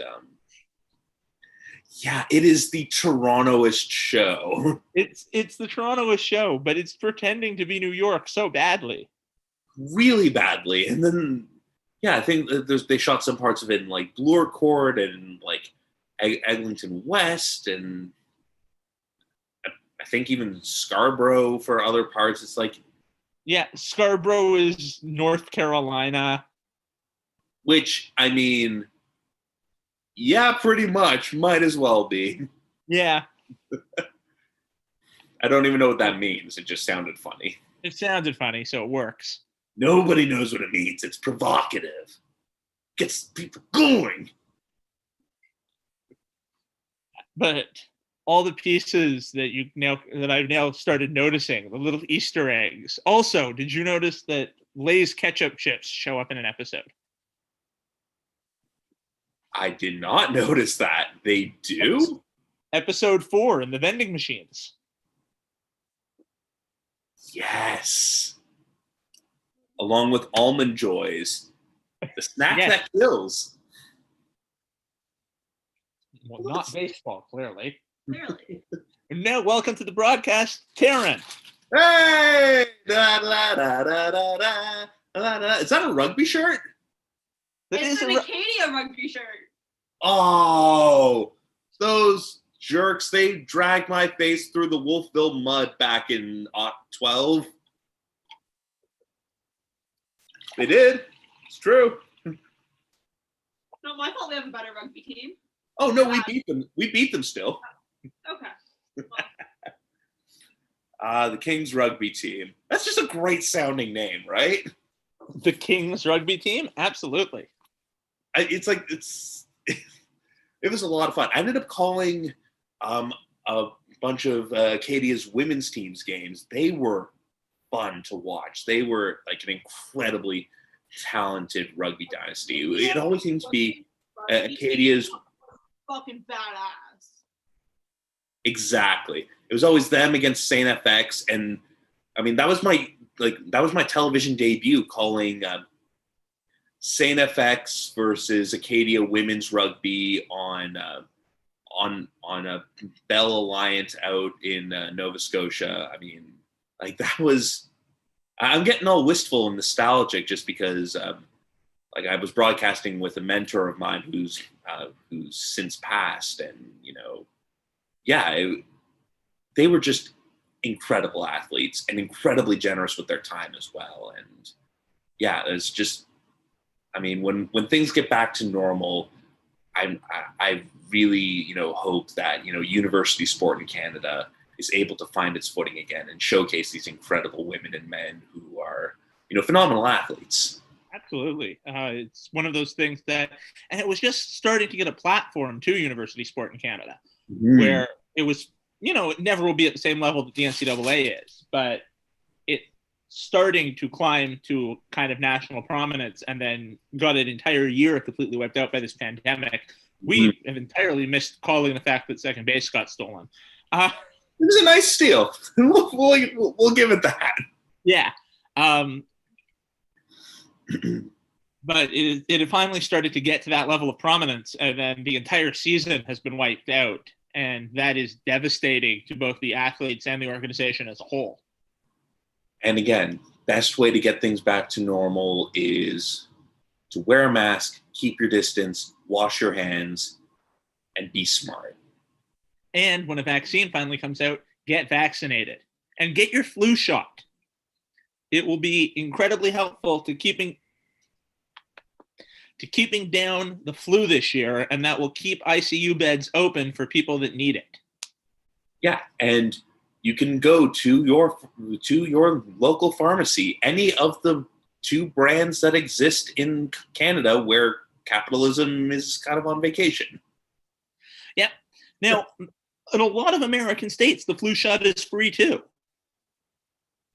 Really? Yes, in many American states. It's one of those public good things that they believe in. But Oh, yeah. There are some morals that still exist in the world. I know. So, yeah. get vaccinated. It doesn't seem like that crazy a thing to say. No, it really doesn't. Remember, if the government wanted to track you, they would just use your cell phone. You mean they already They're do? doing that already. Circle gets a square. Oh man, Austin Barnes at the plate right now. I mean, he earlier in the postseason, he made some noise. I mean, still has a solid batting average, but Will Smith has been like their, like breakout catcher. Like Barnes is in, like he's caddying for Kershaw, but if he can turn this around, 2 outs in the inning, gets Mookie Betts up with a runner in scoring position, that's huge. Absolutely. I mean, if he just gets on base, it's probably a run in. And Glasnow's on the ropes. He's at 83 pitches on my count, and that number is only going to go up. Pitch counts only go up? Say what? Just making sure you're paying attention. Sorry, I just spent 2 hours with a bunch of teenagers. My dad- Teenagers like baseball. They're cool. They're hip.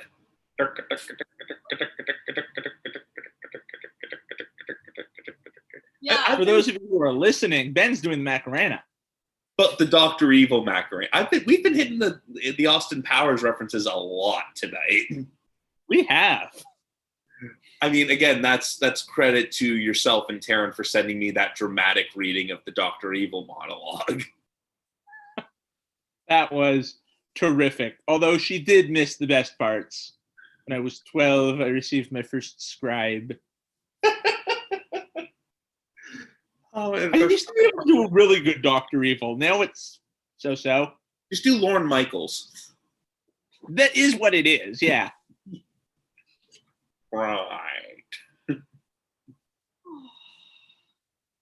14. Yeah, let me take off my mask to spit. That's not, against any rules or anything. And Glasnow with the punch out gets out of the inning. But the big story at the bottom of the fourth, Cody Bellinger with a literal moonshot, 2-run home run, lots of foot fives. We have our first runs of the game as we head to the top of the 5th inning. And just a reminder that This Week in Blurnsball is brought to you by Bachelor Chow, now with flavor. Do you think this was it for Glasnow? Yeah, 85, 86 pitches, that's plenty. He threw 30 pitches in the fourth. Whoa. Like, that's a lot. That's the hook, I think. Get the vaudeville. Get him out of there. He did a good enough job. He kept them in it. Until he didn't. Still, 2 runs. They're only Not down 2 insurmountable. 4. Absolutely not insurmountable. And with the way the Rays play, they could be right back in it. And it'll be interesting to see. Right now, we've got a split screen call between Joe Siddle, Justin Morneau, and Jamie Campbell. Always fun. Mm-hmm. Justin Morneau actually brings quite a lot to this. I've got the label facing the camera. I should not do that.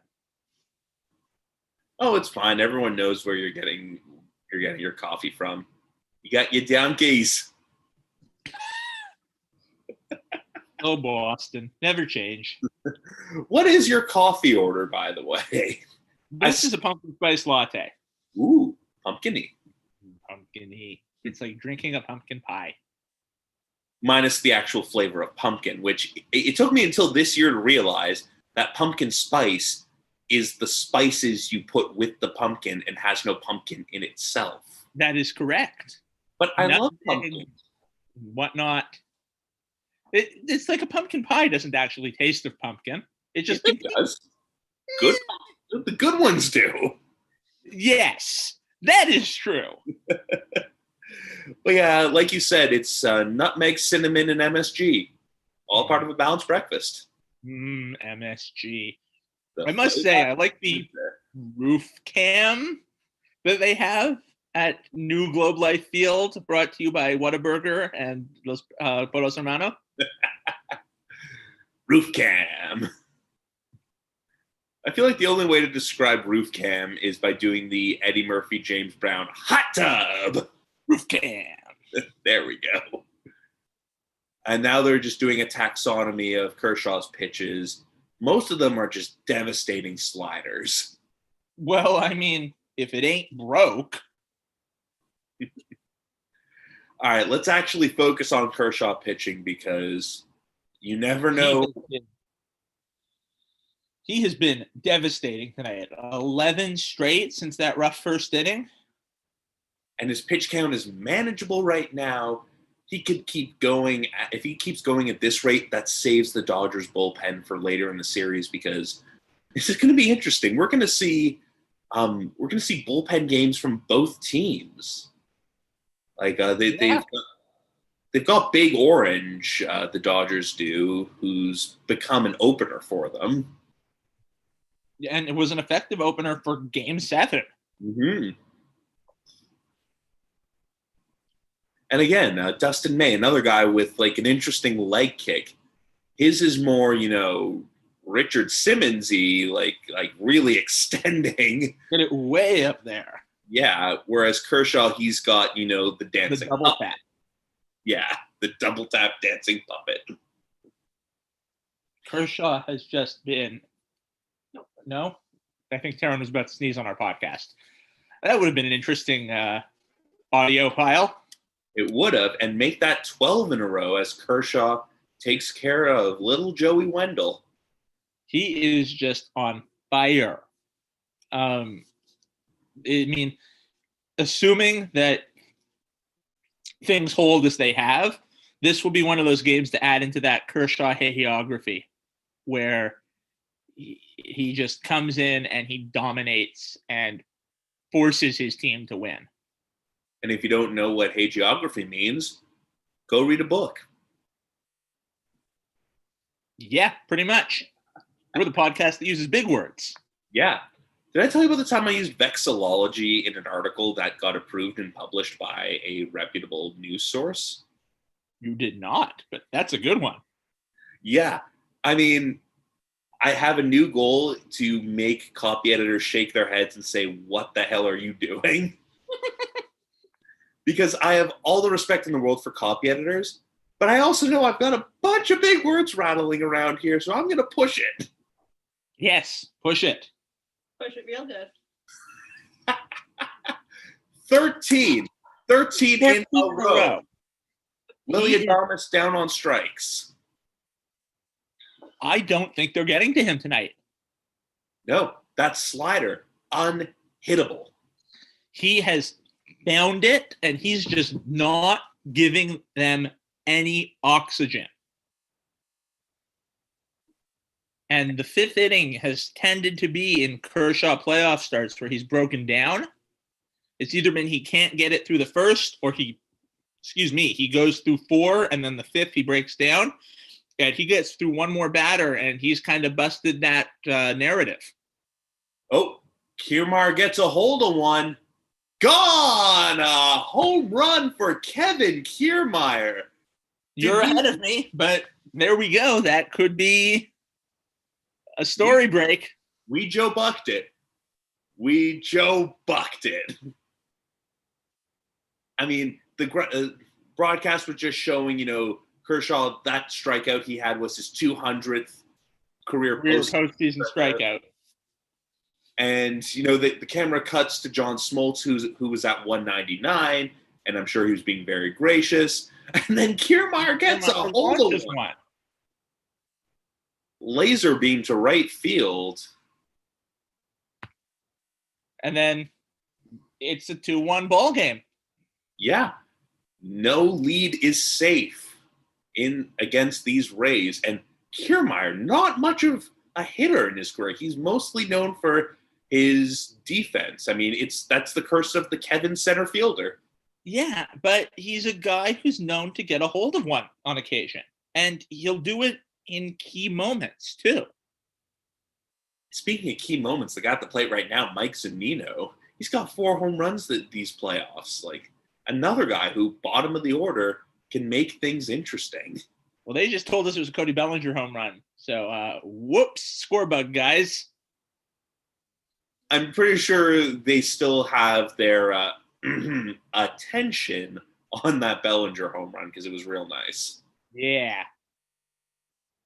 By the way, the throat clearing and attention was a sexual innuendo for those of you who didn't know. So, I mean, now the question is how does Kershaw bounce back? I mean, still in a good place pitch count wise, still, 2 outs in the inning. If he can get out of this unscathed, I think he can still go one more. Yeah, absolutely. I mean, only 66 pitches on my screen, through 4 2/3. If he gets through the inning, he's in line for the win. I don't see them going to the bullpen that early. If you can get through 6, they can go to the back end of their bullpen to try and shut it down. But then, of course, the question is, there's a game tomorrow night. How soon do they go to the pen? Do they try and let him get a 7th? Compressed schedule, a lot of moving parts. You got to make sure you're not out managing yourself. As That is Kershaw true. gets the strikeout, Bounces back nicely. all right, we go now to the bottom of the 5th, 2-1 game, and it is tense. It is exciting. We've gone from, wow, great pitchers duel to, we like home runs. We want more home runs. This is that balance between great pitchers duel and good offense. And it's also a great balance. Bean Bay Beans. They're the beaniest. Oh, Bean Bay Frijoles. Los frijoles de los Reyes. what does that translate to in English? The beans of kings. Okay. I'm sure they were going for the king of beans. That would be El Rey de los Frijoles. No, I can't fault them. No, I mean, if you look back on on Future Stock, the episode with the '80s guy when they attend the robot mitzvah, the banner that says Hayom Ata Robot, Hayom is spelled with a mem instead of a mem sofit, which is like the. Yeah. I'm getting too nerdy into the Hebrew We've language. gotten too nerdy here. Yeah. I don't want to be anti-semantic or anything. I've used that one before. It works. It works. It gets a groan. It gets a groan. It gets a deep groan. Because only a select amount of people will get it for the humor, and everyone else gets confused. And some people will be like, I hear that. And you're like, whoa. Ooh. Yeah. Yeah. And again, another Disney Plus commercial because I, for one, welcome our new Mouse Ear Awards. Woohoo, Disney. This is the way. This is the way. I got an email telling me that my Disney Plus was renewing today. Yeah. And I was like, yeah, I'll pay for another year. Wait, we're playing annually? Yeah, we're paying annually because it's cheaper Okay. in the long run. Okay. I'm using my brother's account. My brother doesn't have Disney Plus. Are you kidding me? Just like that movie, Love Don't Cost a Thing. Yeah. Which was, Love Don't Cost a Thing was Can't Buy Me Love, which was Taming of the Shrew? No, Taming of the Shrew was 10 Things I Hate About You, Yes. which was the Joker and Robin in high school. And also Julia Stiles, because Julia Stiles was in every movie in the 90s, including the Yeah, Book she Night. really was. She was awesome. Can you rewatch that? Sure. Wait, are we just going to change the channel to 10 Things I Hate About You? I'm down. I mean, You may or may not own it on digital iTunes. All I know is that they should have cast Heath Ledger in Jersey Boys based purely on that performance in the stadium. I think he was dead by the time they made Jersey Boys into a movie. Minor details. Oh, the Jersey Boys movie I heard was garbage. I meant the Broadway production. Oh, okay, yes. I forgot they made a Jersey Boys movie. Clint Eastwood directed it. No, that was The Mule. Slightly No. different than Jersey He Boys. directed Jersey Boys too. What did Tommy DeVito say? Get off my lawn. He might have. Were they singing Sherry to an empty chair at the Republican National Convention? Oh man, I'd almost forgotten about that. Yeah, I mean, 2012 sucked, but And it was the best we got for a while. yeah. Also, the mule. That was an interesting movie. Yes. Allegedly based on a true story. Sure, why not? Also, Clint Eastwood really likes working with John Hamm. Who doesn't? I mean, I'd go to a Cardinals game with him. Apparently, he's a great dude.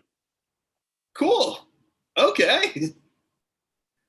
As Moogie takes a walk. Glasnow's still in there. And he's past the 90 pitch mark. And this is the year 2020. This isn't 1978, right? Like, No, I don't think we've gone through. It's the year 1978. Quick, we have to warn the president. which one? Well, it's 1978. It's Carter. Oh, I got a couple things to say to Jimmy Carter. Don't give up your peanut farm. No one will care. You need a fallback plan. Ronald Reagan, the actor.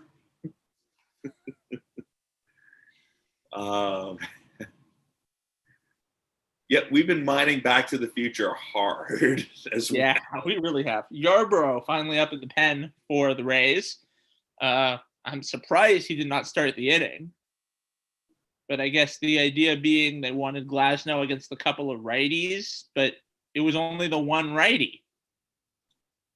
You know who was also a righty? Mookie Betts, and he just stole second. It's what we call in the business a Segu. Indeed. Segways. Whee! God, those were stupid. They were fun. Fun and stupid. Stuff can be two things. True. Things contain multitudes. My brother got us a Segway tour through the Brickworks a couple years ago for Christmas. Oh, nice. That sounds like. Did you go up the hill in the Segways? We did go up the hill on the Segways. Holy shit. How are you alive? Segways are powerful. I probably would have 127 hours myself on that trip. They also aren't heavy. Someone can pick one up off of you if you fall. Nope. Cut in the arm. I have spoken. With the Segway. Nope. I have spoken. I have spoken. Mookie with an .834 stolen base percentage. That's impressive. Mm-hmm. Picks his spots. You know who he used to play for? I mean, it escapes my memory. Like, he was so good somewhere. Why would they ever let him leave? I can't believe some team would be so stupid as to trade a player as good as Mookie Betts. I mean, just sheer idiocy. I know. Man, I can't believe your cousin would do that. Different spelling, but if I call Jeff Goldblum my half cousin, because Goldblum, yes. that means technically Chaim Bloom is my quarter cousin. So I accept full responsibility. It's all your fault. It's all your fault. I'm sorry. There's a job site today. Some random guy watching construction started chatting with me. Because, you know, random guys are fun like that. But like, so, you watching the ball game today? I was like, yeah, maybe. I might watching. I was like, who are you voting for? I'm like, well, not the Rays, because fuck the Rays. And one of the other people working on the site came over and was like, yeah, but at least they're the Yankees. So the Yankees. It's like, yeah, but the Rays also suck. They also destroy us every time we show up. Yeah. And that's how I earned respect today on a job site. Again, if you're ever in a situation where the Yankees are playing the Rays again, squirrel attack. That's what you're cheering for. Yeah. It's always funny watching construction workers be amazed whenever I swear or start talking about sports. Have they not met you? Many of them have not. She's on a different site like every day. Yeah. I was on this site for all of 20 minutes today. The only meaningful conversation I had. And here's the hook at 99 pitches. No, that's live. The other meaningful conversation I had was me laughing out loud at the complaints the neighbors were having at the job site. Oh, it's always good when you're, responsive to their complaints. It's very considerate, in fact. Oh, we got a situation, and Mookie gets back in time on a decent pickoff move. And yeah, Glasnow's still in. Glasnow's still in. I thought we had the hook there. They faked us out. We done goofed. We done goofed. 99 pitches. Turner at the plate. I mean, he is 0 for 2 with a strikeout, but again, good Lord. Turner's a right-hand bat. It's called playing the percentages. That pickoff move really looks like a balk. I mean, a balk's just a state of mind. Yes, but really, the way that he picks up his leg, it sure looks like he's moving towards the plate. Also, Kershaw's left arm appears completely mummified, so I think he is staying, done. man. If the arm is mummified, it means he's staying in. He's keeping the arm warm. I would have thought he's resting it, right? I mean, this inning has gone on for a while. It's technically been 4+ innings for Glasnow, who's now at 101 Dalmatians. The Dodgers got to do something here, or this could be one of those look back with regret innings. Yeah, no, Kershaw with the mummified arm there, that's a sign that he's staying. He's keeping the arm warm. You stay?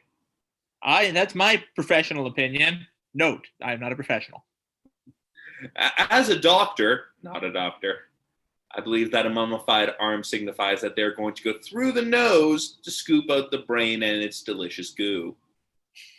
Do you think Turner has enough pine tar on his shoulder there? Man, you're behind the times. We talked about this in the first inning. Sorry. Well, I was, helping shape the future. Not talking My TV's ahead of Jacob's, and Jacob's time is slightly delayed from Terrence, so eventually we will get the space-time continuum to sync up for all three of us. Yes. Or perhaps, you just don't start one doing other things. Or you could not do other things. I'm not letting the girls do He's needle pointing. Let her needle point. If I had any skill with which I now realize, I have big palms and tiny fingers. Yeah, that's a normally proportioned hand. Yeah, look what I'm dealing with.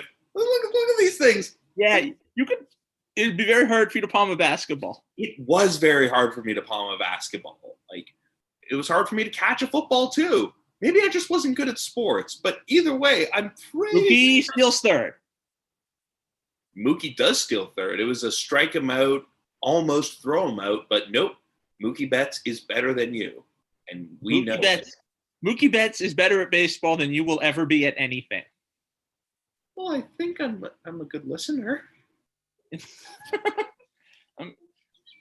There's Alexa reminding me to water my plant.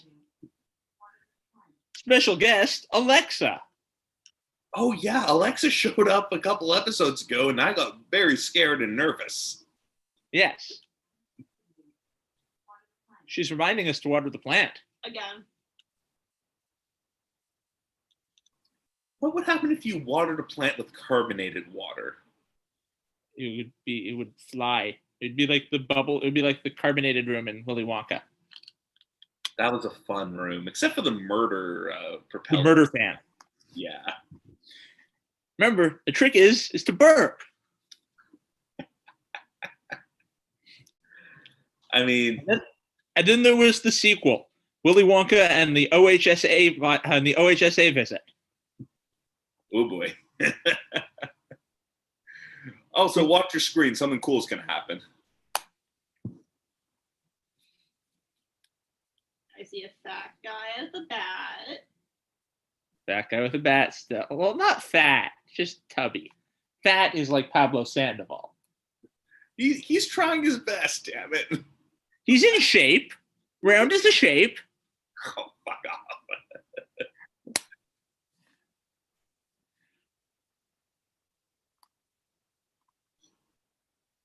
Oh, and we've got Mookie safe at the plate on a going on contact play. Yeah, and Yandy Diaz with a nice pick at first.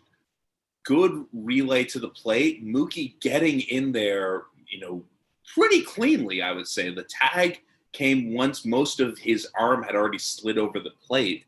Dodgers extend that lead. Yeah, Mookie was bouncing down the line. He went on contact, and the throw came just a little bit up the line. If the throw had been on the money, he's probably out. And right away there, we said Dodgers need to capitalize this inning. They now have runners at first and third, only one away, and you've got a pitcher who's on fumes. He's past the 105 mark at this point, and they're going as fast as they can in the bullpen. California, he's got a pitch count like a Los Angeles area highway. The 105. Well, the 106, but yes. Oh shit! I'm sure they have a 105 too. They do have a 105. And on that, I can drive 55. Sammy Hagar, man. You either love him or you don't.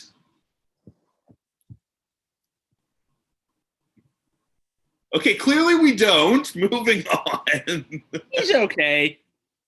I mean, the Hagar era Van Halen, should be respected for what it was. It was different than the Roth era. It still produced. It produced some good music, but I preferred Roth, as I think most people did. That's fair. And I mean, isn't it crazy how someone's death, it make a famous public person makes you revisit, either their work or their career, and just after Eddie Van Halen died, just remembering, okay, first time you heard Eruption, first time you heard Hot for Teacher, Dance the Night Away, anything and everything. Yeah. Absolutely. Also the fact that they outdid the Kinks on You Really Got Me and I Will Die on That Hill. Yeah, no, Van Halen's cover of You Really Got Me was better than the Kinks. They own that song. And again, I from what I've read, Eddie wasn't a fan of doing covers. He was a music virtuoso. He wanted to do his own thing, and he clearly did his own damn thing, reinventing the guitar. My favorite Eddie Van Halen story is he did the bass line for Beat It in one take. He came in, he nailed it, he left. And yeah, and that's just it's another iconic piece of music that, again, you don't realize it until it comes up at the inopportune time of his death. Yeah, it's very true. And I will let you call this next event of things and stuff happening again, because now I'm about Eddie Van Halen. Well, Will Smith at the plate, full count. Will Smith. Will Smith. Will Smith. Will Smith. Will Smith. Smith lines it into center. That's going to bring another run home. And the Dodgers now up 3 with men on first and third again. They advance the runners. I don't see why Glasnow is still in. I really don't. I mean, there's managing to preserve your bullpen, but he's through 4 1/3, and he's just been beat up this. Okay, here comes Cash. that has to be it. It's the second pitch. It's the second mound visit of the inning. You have to change your pitcher. Yep, bulletin from the future. He gone. And this pitching change brought to you by Fishy Joe's. Get your poplar. The Fishy Joe's. I don't know the poplar song, but I'm getting message from a viewer. Whoa! I am getting messages from a viewer, and I will read them right now. I am being asked if I am currently doing a Dr. Robotnik cosplay or Lars from Bender's Big Score. I'm going to say Lars with my fancy jars and my damaged larynx. And that is from dedicated viewer / listener, Sam Paisley. Whoa! Sam Paisley is our one viewer. Responding now. Definitely respond there. Well, if he's a dedicated viewer / listener, he already heard.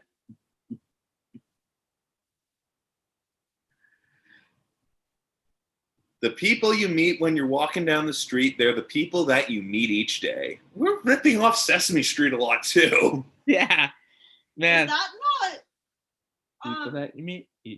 Arthur? Oh, who are the people in your neighborhood? There we No, go. that is Sesame Street. I think if we sing any more of that, we'll get sued. Yes, bring back Sesame Street, or it hasn't gone off the air. It hasn't gone anywhere. It's just on HBO now. That is weird on so many levels. Muppets late night talk show is great. Wait, there's a late night Muppet talk show? It's on our favorite streaming service. Disney Plus? Yep. Woo! I've got another reason to watch Disney Plus. There's a million more reasons. Improvisers doing the puppetry. Apparently, it's amazing. Well, I need to watch this now. Well, I mean, we got a baseball game. All hail our new mouse overlord. As Ryan Yarbrough takes the mound, he's 1-0 in the postseason with a 3.6 ERA. And look who's back up at the plate. It's Big Bomb No Shoulder Bellinger. Who needs a shoulder? You don't need shoulders to hit home runs. So to tell, Perrin's asking what happened to his shoulder. So in Game 7, he hit the game-deciding home run, although we didn't know that at the time, and did the Bash Brothers celebration where you slammed your forearms together and dislocated his shoulder doing it.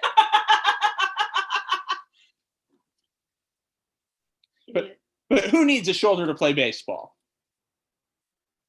That's kind of hard, didn't he? Break his Oh, no. collarbone. That's your shoulder. Shoulder, collarbone, I mean, it's Front versus back.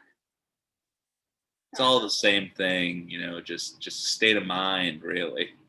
It's just a state of mind, man. 2 hours into the podcast, and we have ventured into McConaughey country. All right, all right, all right. I'm just driving my Lincoln, watching baseball, and just thinking, man, Arlington's not that far from Austin. Hook 'em horns. His commitment to the Texas Longhorns football team is impressive. And to their academic faculty. I teach media. Oh, he is fun. He is. And his Oscar Best Actor acceptance speech was fun. Yeah, I mean, speeches range from great to terrible to the perfect speech, which was Joe Pesci. I think he said, you know, it was my pleasure, thank you. And yeah, he walked off stage. It's like, that's the perfect speech. Pretty much. But McConaughey's all right, all right, all right. To start it, He knew. We all knew.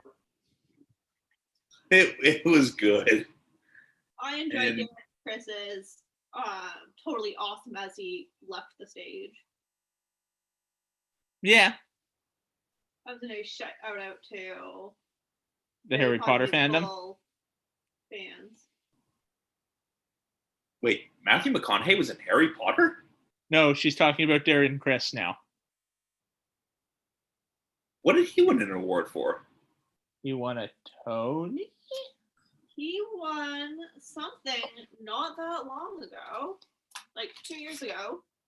I remember talking to Rachel about it. I'll go to the Google. Oh, the Google. Speaking of the Google, this podcast is brought to you by the Google. What? Which- The Google? Which, you know, you might actually be listening to this on Google. And if you are, take that, Ask Jeeves. Fuck, I don't know. Like, how do you advertise for Google? It's like, it's a verb. It's become a verb. Like, you don't need any advertisement anymore. Google, you know what we do. Also, we do a lot of stuff that you don't understand with, you know, cloud computing and AI and all of that stuff. Human robot hybrids? He won an Emmy and a Globe for his role in, American Crime Story? yeah. Ah, yes, that's right. He was in that. Oh yeah, he's the guy who murdered Gianni Versace. Yeah. Did he? I think he did. Yeah. Pretty sure he did. Also, he played Music Meister on an episode of Flash. On several episodes of Flash. Oh man, the best was when they let Barry sing, because you know Grant Gustin is a talented singer. Grant Gustin was on Glee before. So was Melissa Benoist. When Supergirl sings, like it's like wow, she's amazing. There's a lot of musical talent in that cast. In Glee? Well, they took a lot of people from Glee into the Arrowverse. Grant Gustin was on Glee and now plays The Flash. Melissa Benoist was in Glee and now plays Supergirl. John Barrowman Darren- is pretty much like a five-tool actor. So, like when they get him to sing is also Jesse L. Martin was in Rent, like the original. Yeah, Jesse L. Martin was in Rent. And Cisco is all of us avatared into the universe. Yeah. So there's a lot of singing talent. There's a lot of musical talent in that cast. So when they did a musical episode, thank you, Music Maestro.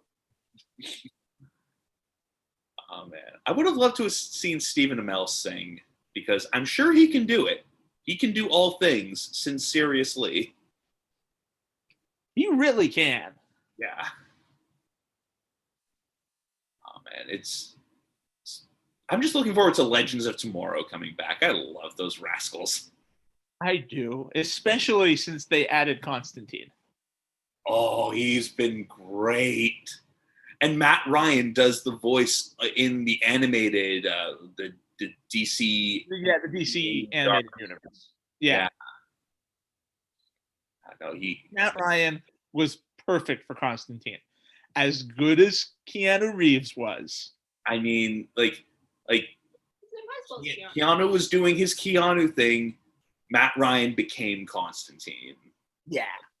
Like, even looks pretty much exactly like him from the comics. Yeah, it's like pitch perfect. I mean, like it sucks for the poor guy. He's got to peroxide his hair in the Vancouver rain. But hey, you're a great television character. Like, keep it going. And hey, Dodgers scored another one. Oh, well, I'm still watching the flashback of the Cody Bellinger home run, but we'll see it now. Man, they're still salivating over that homer. They really like that homer as the Dodgers scored another one. It is 5-1 Dodgers. Chris Taylor with a beautiful swing on that one. Good, solid contact piece of hitting. Yeah. Chris Taylor is a really good all-around hitter. He puts the bat on the ball. I also believe that officially closes the book on the starter. I think the runner on second was also Glasnow's earned. You may be correct. Because it was first and third. Glasnow goes out. Third scores, first moves to second. I think like I'm doing it in inverse on screen mirror, but I mean, the best is watching little kids try and run to third base when they make a hit. It's like, no, child, other way. First base, other way. Oh, I see a nose dick. Man, so many guys don't wear their masks properly in the dugout. I mean, again, no half measures. Wear it properly. Otherwise, it's like you're not wearing it at all. Exactly. 80% of your breathing goes through your nose. Well, maybe 80% of your breathing. I'm an ear breather, personally. Prepare to harvest the human horn. Don't tell him! And Kike coming up clutch. Another run scores for the LA Dodgers, 6-1. Now the book is closed on Glasnow, and if it was a book, it would be War and Peace's sequel, War, What Is It Good For? Kike Hernandez, I mean, like, you can't help but love this guy. No, absolutely great guy. And he is just an all-around great baseball player. And Glasnow had 4 good innings and then not a good fifth. Should not have come out for the fifth. No, he should have not have. This is a long bottom of the fifth. Remember when this game was flying by? Neither do I, because we are dug in right now. Yes, we are. Now, the question has become, Kershaw's been sitting a long time. Don't do it. Put him back in. Nope. No. But remember, you got to go to Morrow. Not gonna do it. Not gonna do it. Really? No love for Dana Carvey's George H.W. Bush impression from the late 80s? Not gonna do it? Not gonna. Doesn't do it for me. Yeah. Well, either way, just tell Kershaw to get a to-go order from Whataburger. Do not let him get back onto the field. Just leave on a high note, Costanza. Leave on a high note. Leave on a high note. Yeah. Now, the good thing is that with a low pitch count and only having pitched 5, he could conceivably come back and pitch game 4. Mm-hmm. Which sets him up to potentially pitch game 7 as well. Yeah. I mean, I say you go to the bullpen. You've got a 5-run cushion. You're asking the bullpen to get you through the last 4 innings, though. That's a lot. But then again, you know these Rays. Like, if they sense like an ounce of vulnerability in Kershaw, it could cut this lead. It could cut this lead significantly in one fell swoop. It could. We're coming up on half an hour this inning now. I mean, that's baseball, right? Like, this half hour has been a fun goddamn half hour. Indeed, it has.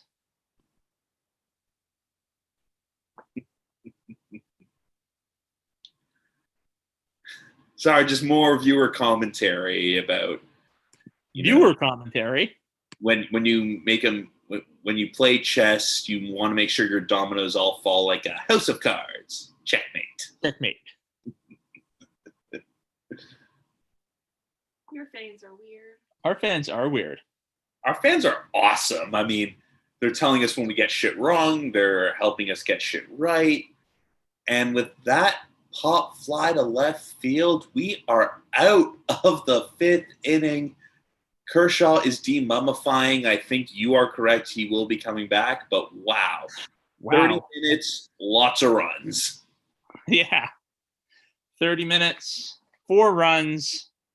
I think they 4, 5, 6, 7, 8, 9. 9 men to the plate. And a partridge in a pear tree.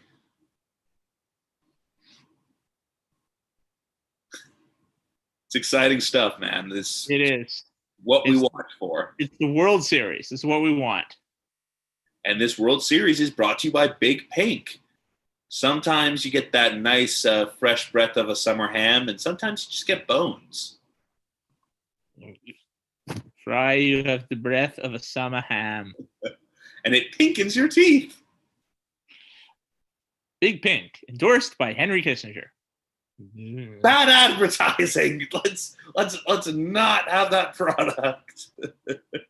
Hey, he won the Nobel Peace Prize. I mean, so did Yasser Arafat, but, it doesn't mean it's a bad endorsement.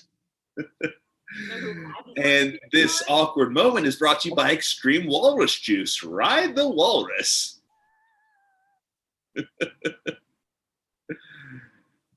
Oh, man.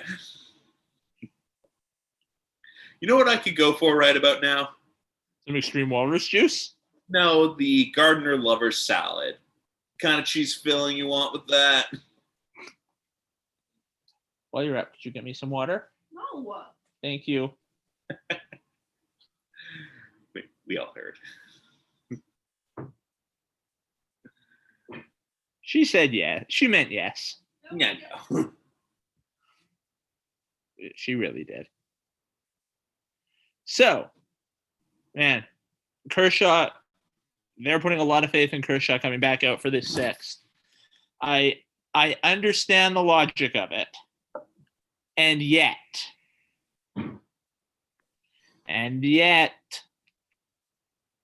It's that yet that gets you. it's the yet that get. I'm pretty sure that was in the Talmud. Mm. You know Wait, what? Bill Murray's in a Sofia Coppola movie? I know. It worked once. Yeah. Why not again? Why not Zoidberg? Why not Zoidberg? Also, Rashida Jones is like better than ScarJo. So, like, okay. Bill Murray, you lucky bastard, you get to act with every amazing person. Yeah. Oh, yeah, that's right. Sofia Coppola was Lost in Translation.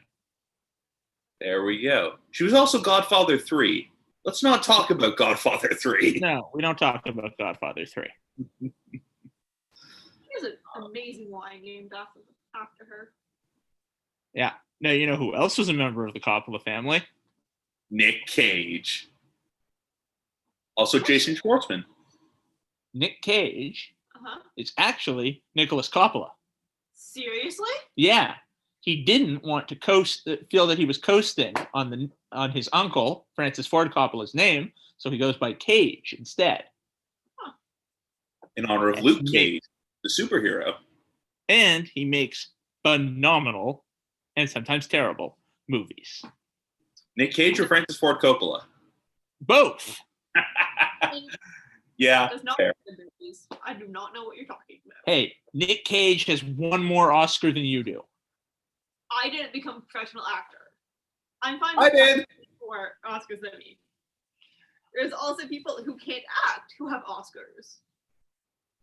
Like Nick Cage. Nick Cage was in Leaving Las Vegas. Yeah. The cameras just followed him to Vegas one weekend, and then they submitted it to the Academy. Yeah. He's made like 113 movies. It's 114 more than I've made.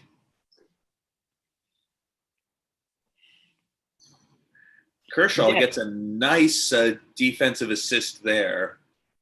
Justin Turner, saving a hit for his starter. They're just going to watch. The Dodgers defense hasn't had to do much this game, but when they've been called on, they've been really good. And really athletic play from Turner, ranging all the way to his left, making a nice dive and pick. I mean, once you get around to it in your timeline, it's a fun watch. Happened in my timeline right now. And the throw from his knees. Reminds me of Josh Donaldson. I mean, except that he looks like a dwarf. He looks a little like Gimli. He looks a little like Animal. Animal! It's Steve. It is Steve the Pirate.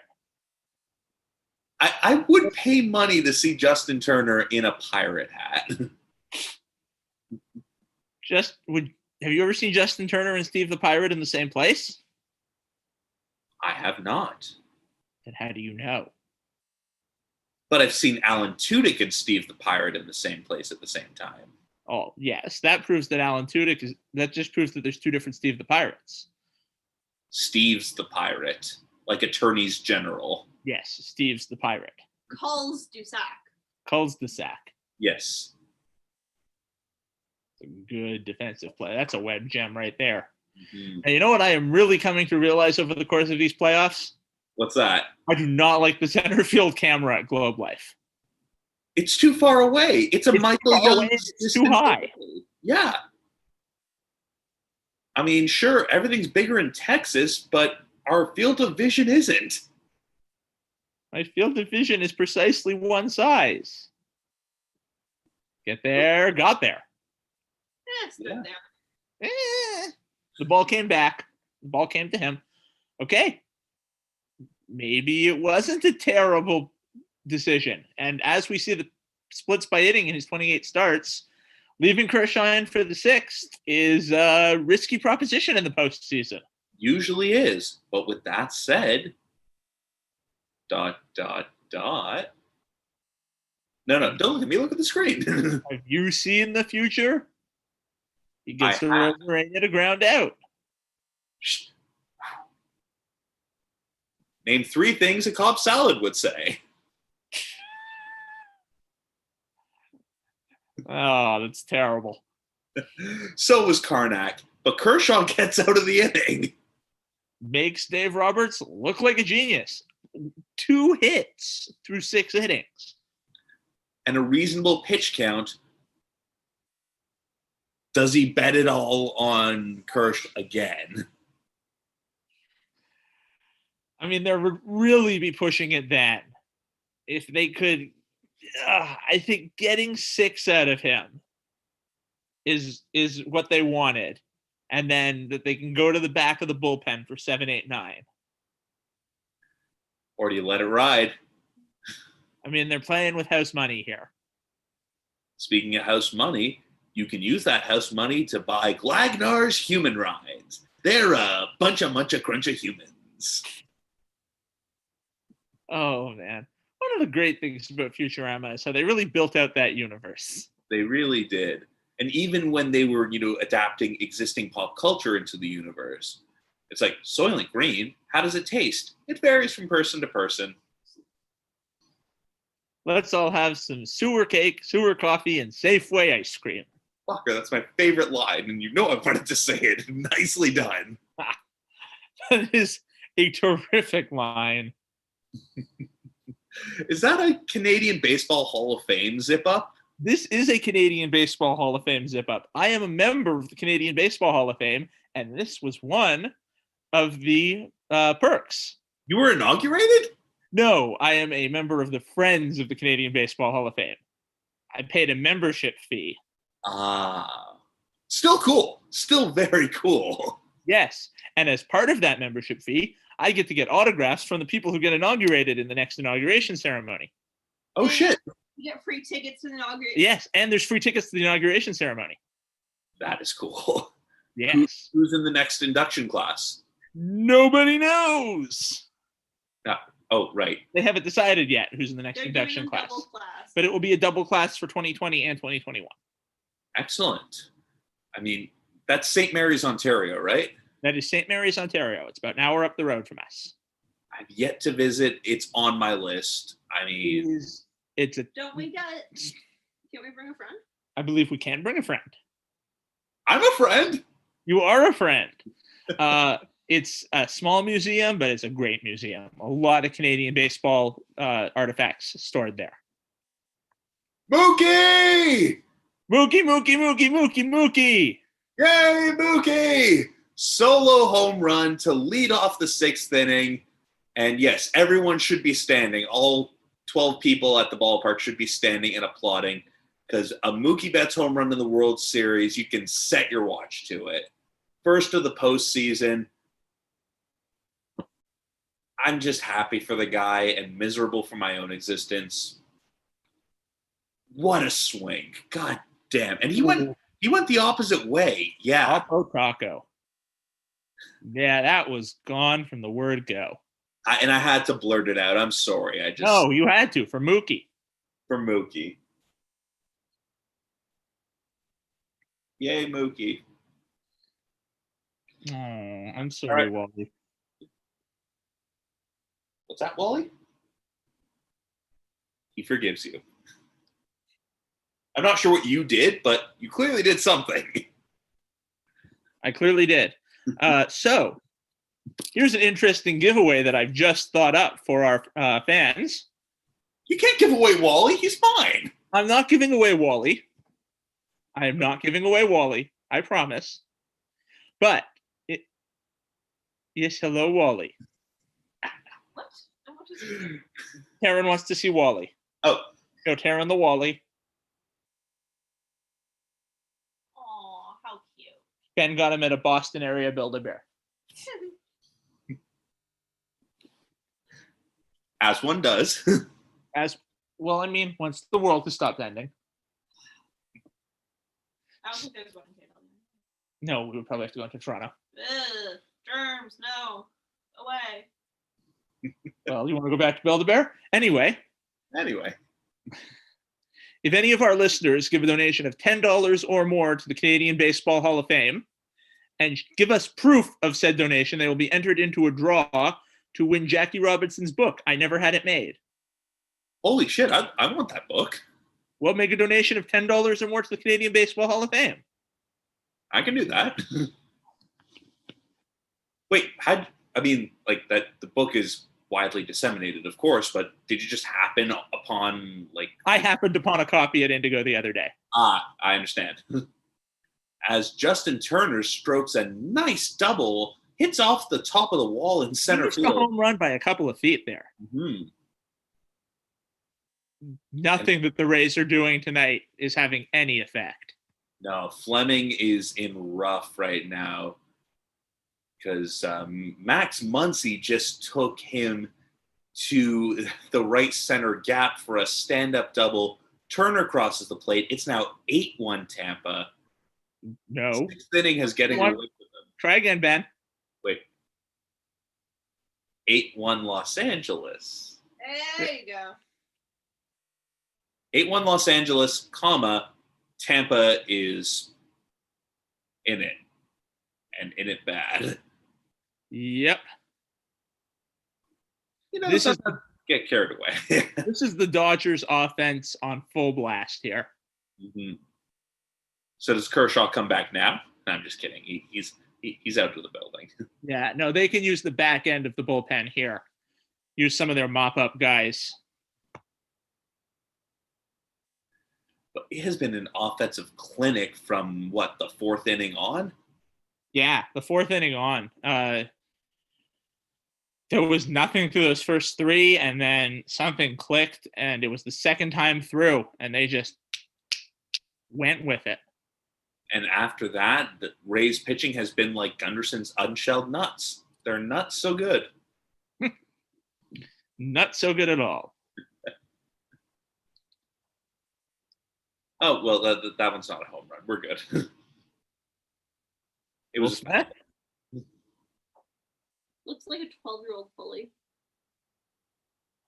No, he looks like one of the bullies from Recess. He Large? does. Wait, who are we talking about? Will Smith.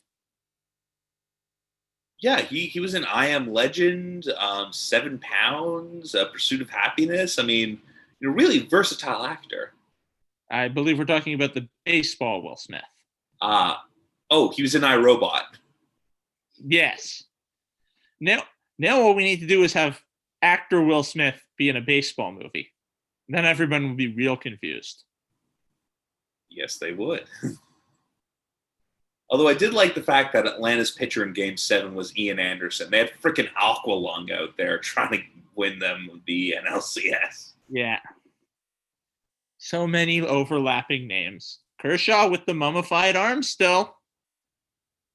No, he's done. He's done. Don't do it. It has to be. Don't press your luck. Although when you're up like this.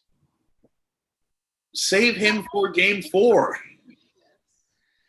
Yeah, I mean, use him in Game 4. Take him out now. Use him in Game 4. Let him go get a Whataburger.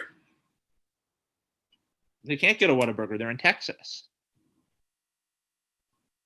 That's the only place they can get a Whataburger other than Patrick Mahomes' house in Kansas City. Oh, yes, right. He can get a Whataburger. He can't get In-N-Out Burger in Texas. For now. For now. Where was I that I passed an Arby's today? Home? No. London? Brantford? Okay. I don't know. I still haven't found that Mary Brown's in KW that you're talking about. Oh, Google it. God. George likes his chicken spicy. Have you not Googled it yourself? No. I know there's a Church's Chicken here. Oh, what? Church's Texas Chicken. It's a southern chicken place. And Texas is south. Newfie chicken. Yes, I know. That's why I'm looking for the Newfie Chicken place.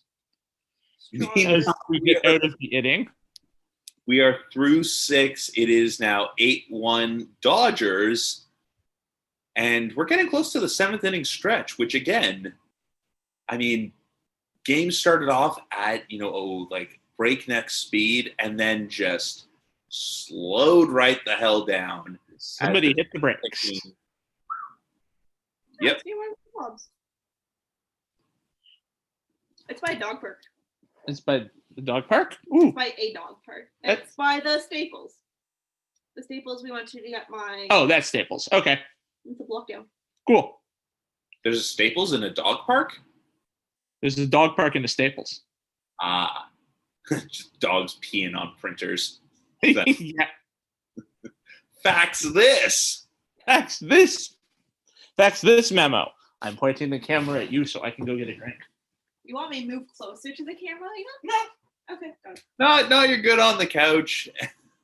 Well, I'd moved to the other side of the couch, but... There's an other side to the couch? Yeah, it's where all my crap is. And while Jacob goes to get a snack, I'm pretty sure he's going for our latest sponsor, Kibbles and Snouts. If you've got the nibbles, go for some kibbles. And again, that was the preferred food of Nibbler, because he does have the nibbles. And he goes to get him some kibbles. Oh, Nibbler's Kibbles. I don't think I've ever seen an episode of Futurama. I've failed as a husband. I'm sorry. Y'all, I don't know what your vows were, but I'm pretty sure Do You Promise to Binge Watch 90s cartoons with me ad infinitum should have at least been in the Ketubah. Yeah, I couldn't get them to custom write it in Hebrew.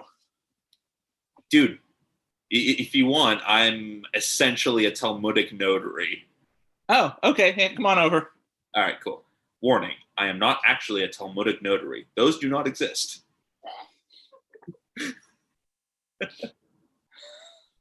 I mean, how hard could it be to become a Talmudic scholar? He said, fully knowing that they wouldn't even let me near a Talmud back in high school. Oh, yeah, you went to Chat, didn't you? I went to Char, the northern one. Yeah, they're the same place now. Potato, tomato. It was all a time. But, then I left the province and life got better.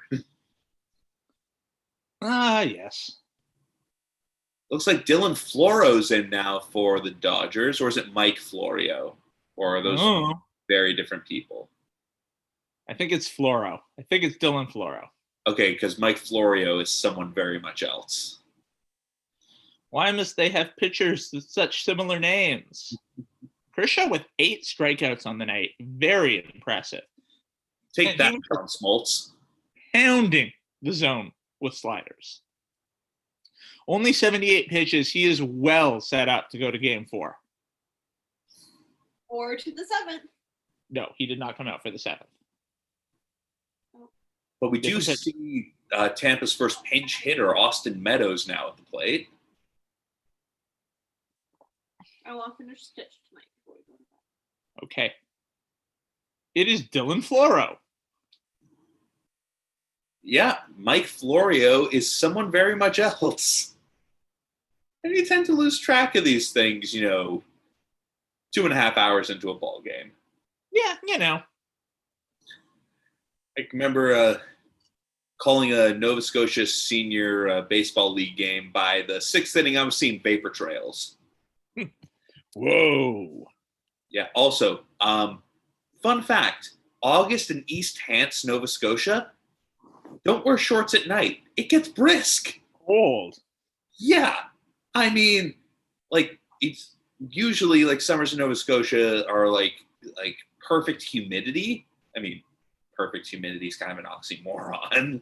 But no, It's that right level.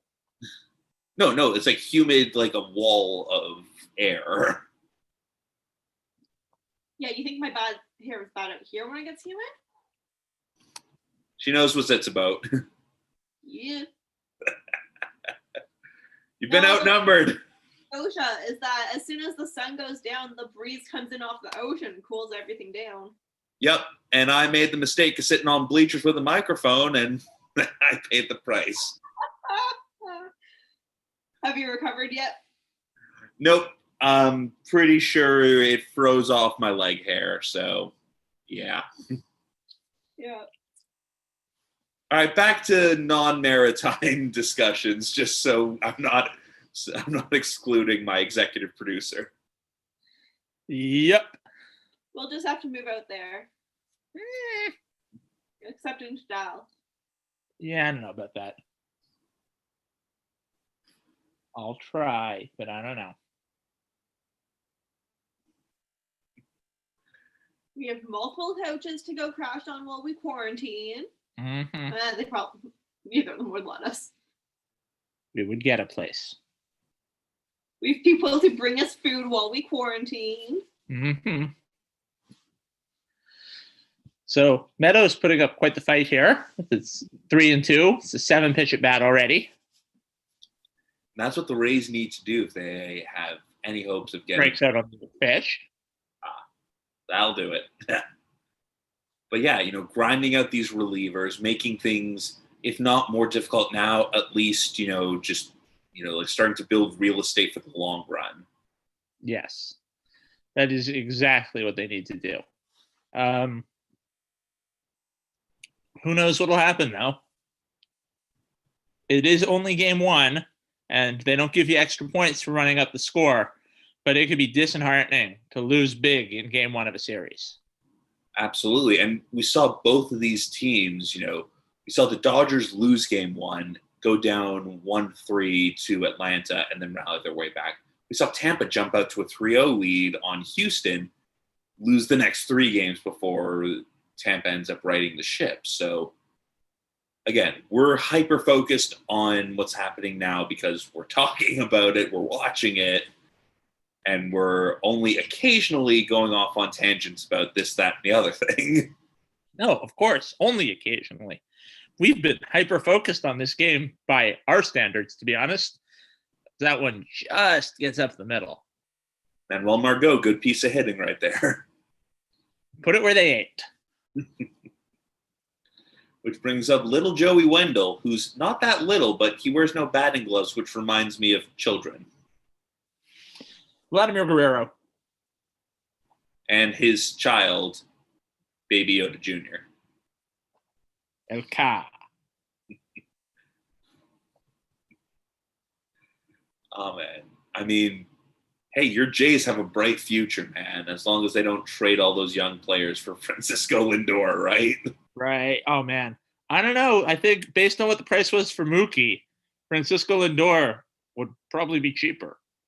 I don't know. The Mark Churian candidate could do some tricky shit. The Mark Churian candidate. We'll see. I mean, I'd love to see Lindor in a Jays uniform and then signed to a ridiculous extension, but we'll see.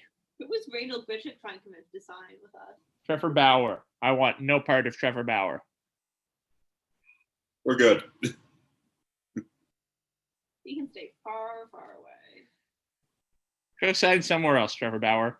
If I wanted Trevor Bauer, I would just sign Marcus Stroman, who's better than Trevor Bauer and also less trash of a person.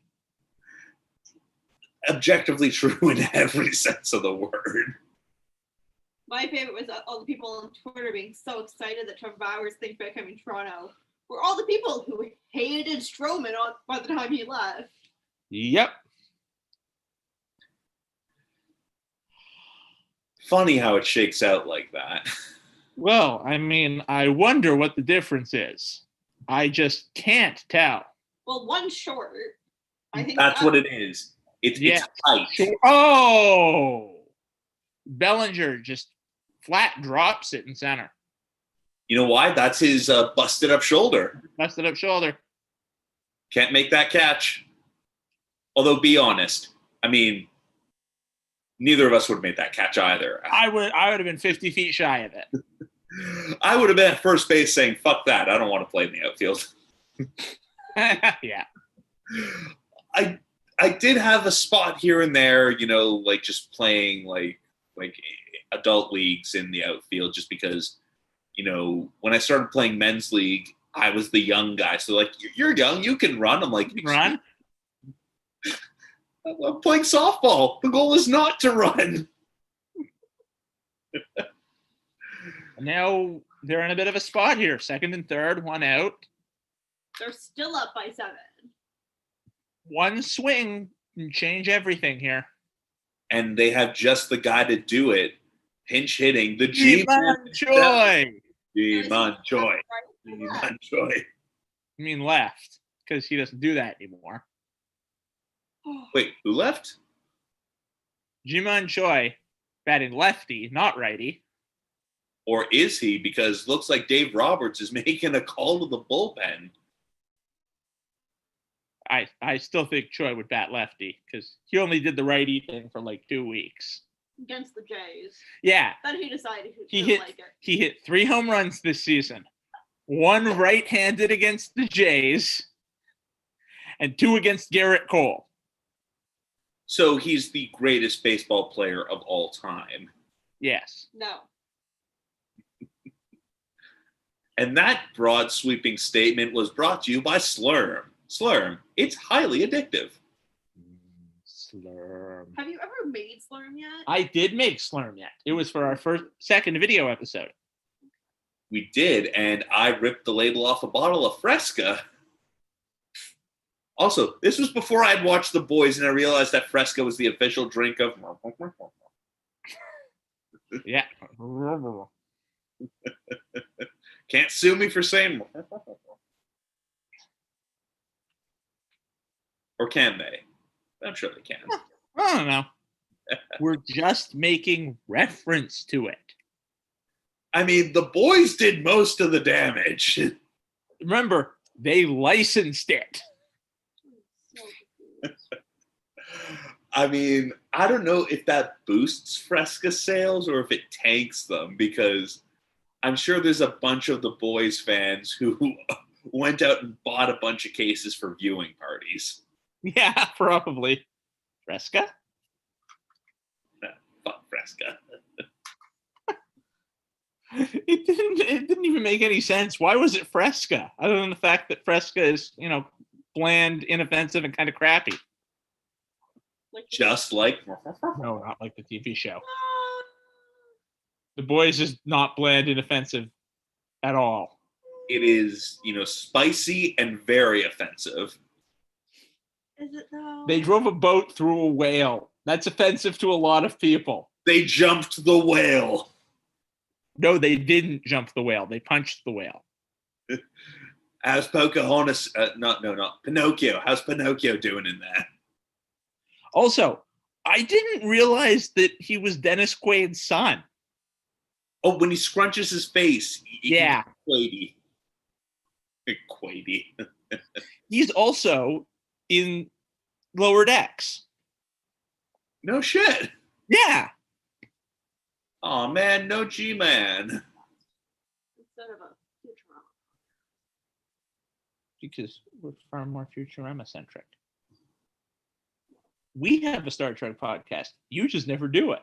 What time am I supposed to I don't know. commit to this? Victor Gonzalez coming out of the bullpen 3 for hours the... I need to watch episode of Star Trek and then talk about it. Mm-hmm. And looks like we have our first Quebecer in the game, Mike Brosseau, who is not at all from Quebec. I guess Choi was not officially announced into the game. So they did switch him out for Brosseau with the lefty Gonzalez coming into the game. Yes, so they pulled him back. which means we could still see G-Man at some point in this ball game. Yeah, unless he was bait and switched and they announced him in and then they pinch hit for the pinch hitter. Wouldn't that be a pinch hitter? Or a pinch hitter? Whoa. I mean, I know the Rays are at the forefront of the, galactic brain baseball. But still, pinch hitting for your pinch hitter, that... I have seen it done before. Not with 12-year-olds. I've seen it done before in the majors. The Rays have done it. Because they're the Rays. Yes. I mean, you're sacrificing a man off your bench. But when you've got a 15-man bench, mm-hmm. So they're still playing with 28, which makes this a very different World Series. Again, this year, a lot of different things are happening. And they're now showing on the replay Mike Brosseau. Just a reminder, he's taken a role as Chapman Deep in these playoffs. Nothing wrong with that. Nothing wrong with that at all. He's a member of the Rajay Davis, Rafi Devers club of dudes who have taken Chapman yard. It's always nice to see a dude take Chapman yard. Yeah. Meanwhile, back in the quote-unquote real world, runners in scoring position, Brosseau, with that same opportunity to do damage, make this game more competitive, one swing could cut the lead in half. Yeah. Well, we'll see what happens. I mean, it's a 3-1 count. This is a big-time pitch, and Brosseau pops it up, but it's out of play.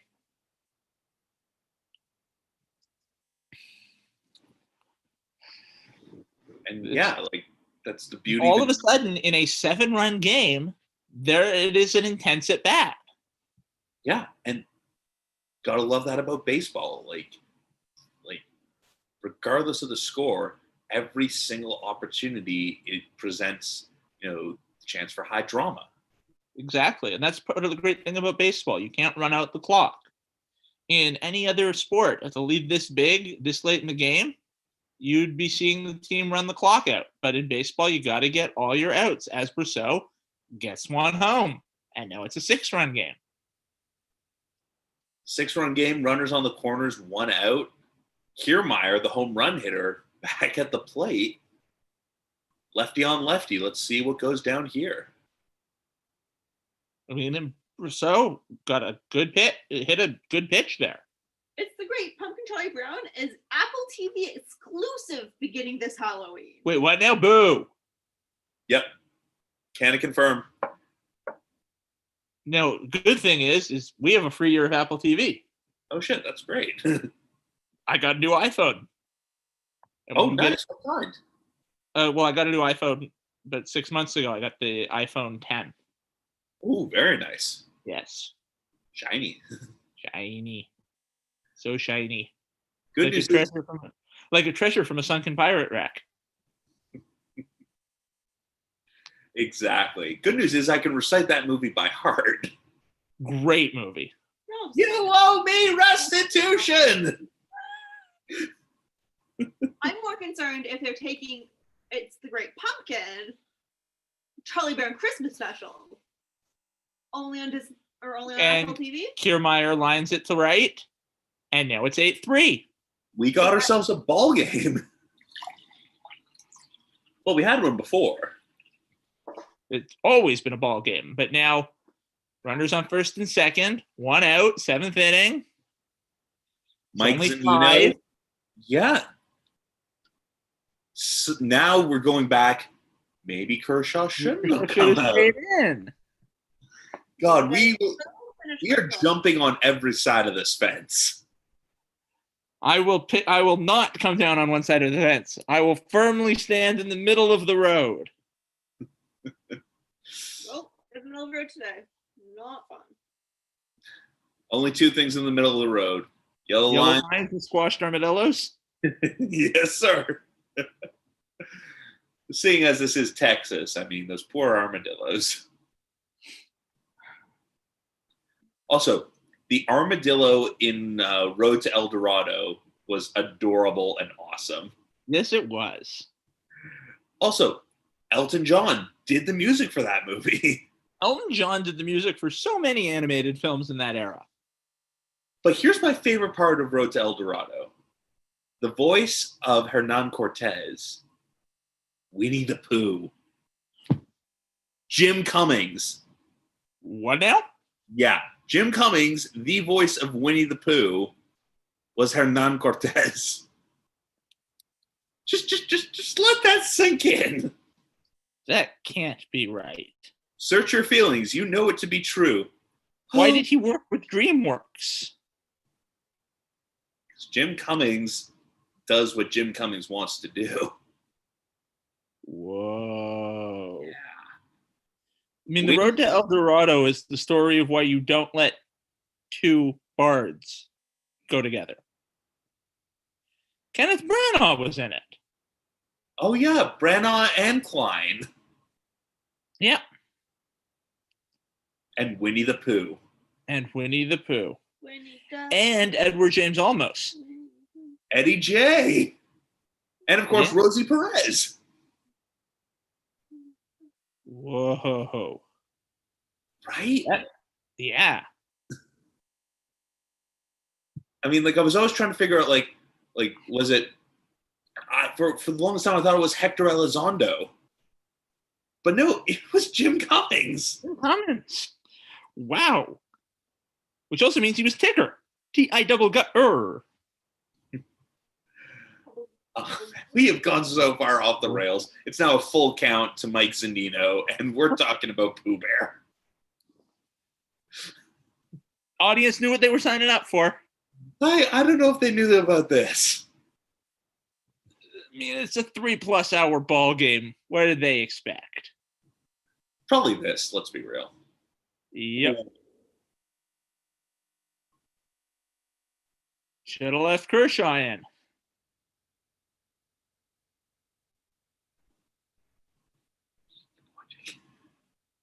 Should have left Kershaw.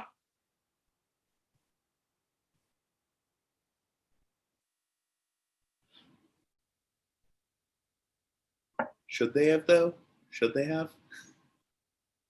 Couldn't be worse. Couldn't it have?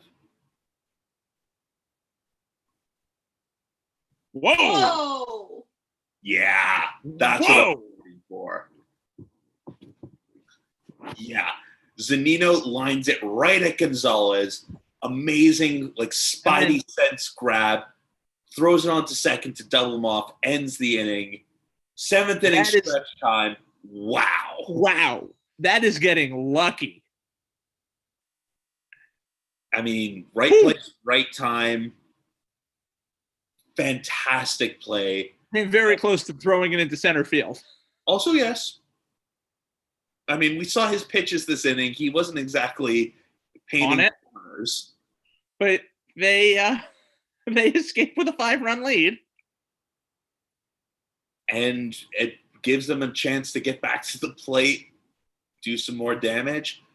But wow, we are now in the middle of the 7th, traditional time for stretching and Irving Berlin. And man, this has been another fun live episode. Yeah, we've had 3 live episodes that have been fun, very different, but very fun games. Yeah, I mean, we started with an exhibition game back when we weren't even sure how much of a real season we'd get. Then we had the playoffs where, we essentially predicted what was going to happen, except for Randy Arozarena. No one could have predicted what he was going to do. No. And now we have a World Series game in a year where there shouldn't be a World Series by every logical measure. And we're having a great goddamn time of it. Yes, we are. And it's been a great World Series so far. I mean, for the 6.5 innings we've seen. And again, these 6.5 innings are brought to you by Styropat cookies. They're fresh-alicious, but at what cost to the environment? Oh, Styropat cookies.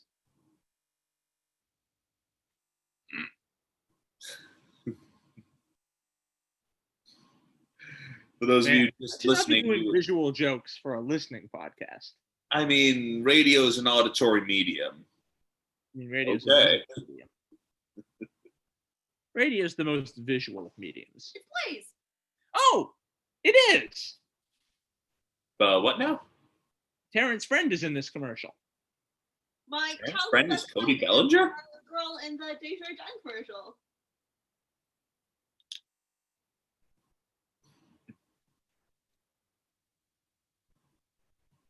Yes, It is definitely Blaze. that is definitely Blaze. That's cool. We just saw someone we knew on the TV. Oh, nice. So did I, but it was Clayton Kershaw. I mean, do you know Clayton Kershaw? I mean, can anyone really know Clayton Kershaw? I mean, I'm sure his wife and children do. Also, yes. I mean, if it had been Roy Halladay, I'd have answered, I don't know. Was that dark? I think that was Yes, dark. A little bit. very. But, like, even when he was alive, I don't know if anyone truly knew Roy Halladay. Yeah, valid. He was an enigma, wrapped in a riddle, wrapped in a mystery. Absolutely. And yep, stretching is done in Texas. We are back in action. Chris Taylor at the plate, Josh Fleming on the mound. Bunch of defensive substitutions that I'm sure we could tell you about. Austin But I'm Meadows, still right? thinking- Yep, Austin Meadows, Joey Wendell moving over to shortstop. But the biggest thing is still Winnie the Pooh as Hernan Cortez. Yeah. Cannot get over that shit. Nope. Neither can I.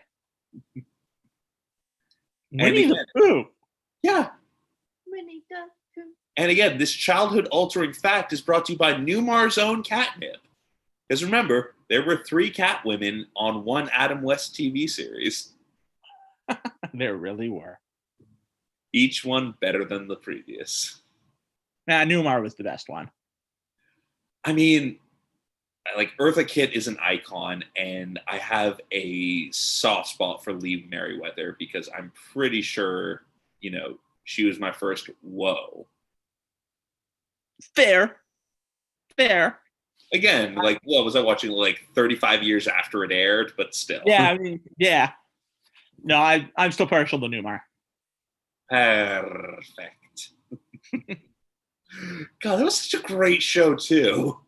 It was. And remember, there were no plastic muscles on that bat suit. It was 100% West. Pure West. And why doesn't Batman dance anymore? Man, we're telling a lot of visual jokes for a podcast. We all know what the Batman dance is. The Bat Suey. We all know what that is. Oh, man. Still, if you go back and watch that first episode when Frank Gorshin is like staging a heist and he's on stage, someone in the audience says, "Look, a washed-up stand-up comedian," and points at Frank Gorshin. It's like, oh, shit, that is meta. Yeah. I mean, it wasn't afraid to get meta. I'm pretty sure it invented meta. Whoa. Yeah. It's like, sure, we've got all our twist endings and, fourth wall breaks, but It's a good thing I brought my bat carousel reversal spray. Oh, good thing I have my bat anti-shark spray. Gee, Batman, what doesn't that utility belt have? Patience for criminals like you. Good thing I brought my bat Xanax. Yeah, when they went away from the utility belt, that's when I'm like, oh, come on, like he's supposed to have gadgets. He's a billionaire. He can afford it. In my anti-hypnosis pill. Very important. Sometimes you just can't get rid of a bomb. Cesar Romero with the makeup over the mustache. Hey, he did not want to get rid of that mustache. And it was worth it. And where was Commissioner Gordon? Who the hell's Chief O'Hara? And where was Alfred? Was Alfred not? Alfred was on it. Whoa. Meanwhile, the Rays go 1-2-3, quiet the Dodgers go Dodgers. 1-2-3. I think this is the first 1-2-3 that they've had since the second inning. And that brings us to the end of the seventh inning. It is still 8-3 Los Angeles. I mean, that's a big lead, but not insurmountable, as the Rays have showed us. You still have 6 outs to work with, and a Dodgers bullpen that they found a weakness last inning. They exploited it, just like we said they would. Yep. The Rays will find one little thread and just pull until the whole sweater falls apart. Checkmate. Bingo. And again, this dime store analysis is brought to you by Thompson's Teeth, the only teeth strong enough to eat other teeth.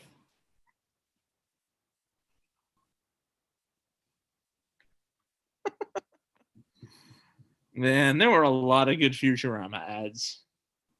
Oh man, I mean, even the more subtle ones, like with the with the books and pamphlets and leaflets, like the Code of Conduct for Cannibalism. Now, I say our first move is to have a nice lobster Newberg. I mean, lobster Zoidberg. I mean, Dr. Zoidberg. And this reminiscing is brought to you by Nixon 2020. You've tried the best, now try the rest. Oh. And this counter to Republican advertising is brought to you by Al Gore's book, Earth in the Balance, and the much more popular Harry Potter and the Balance of Earth.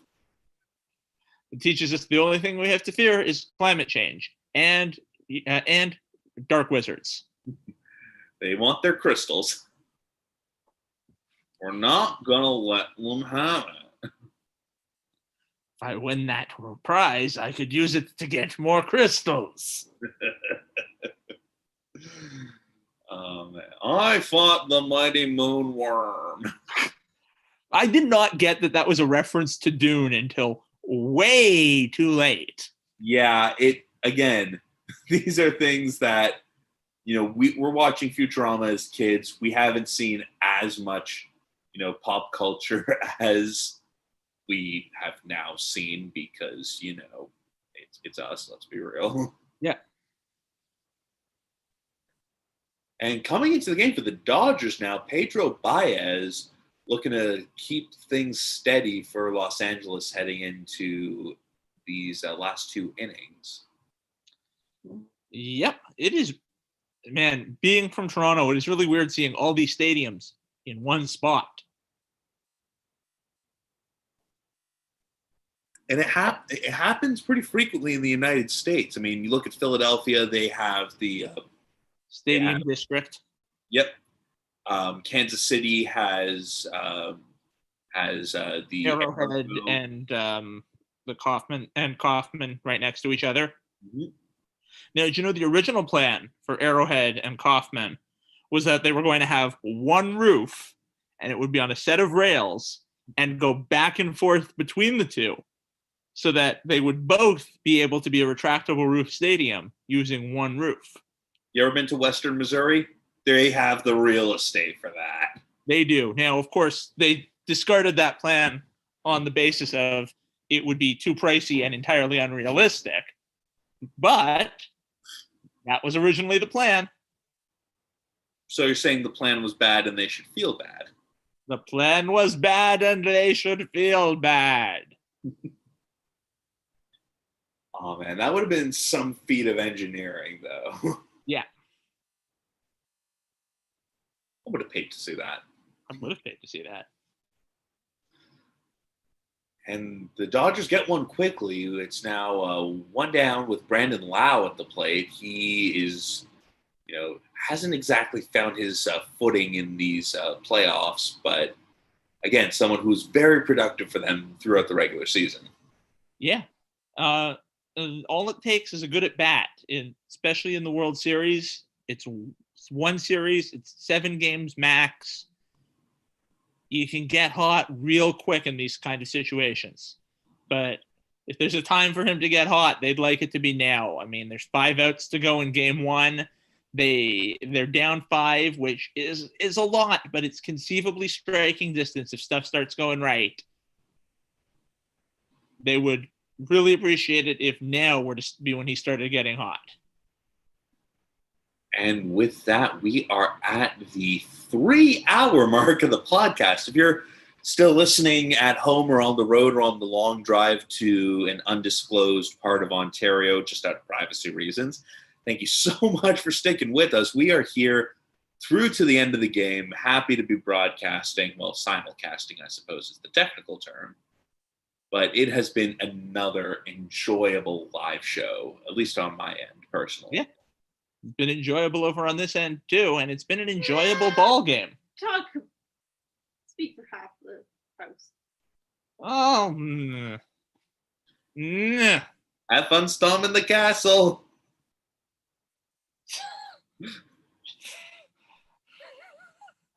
And there we go. We got a Princess Bride reference in the podcast. I'm not the witch. I'm your wife. Took us 3 hours, but we finally got around to one of the greatest movies of all time. He said to blave, which means to gamble. As Laos skies one up into the shift, Kike Hernandez coming down with it 2 away now in the top of the 8th inning. Man, Kike Hernandez, that is a name that before he went to the Dodgers, I had not heard in a long time.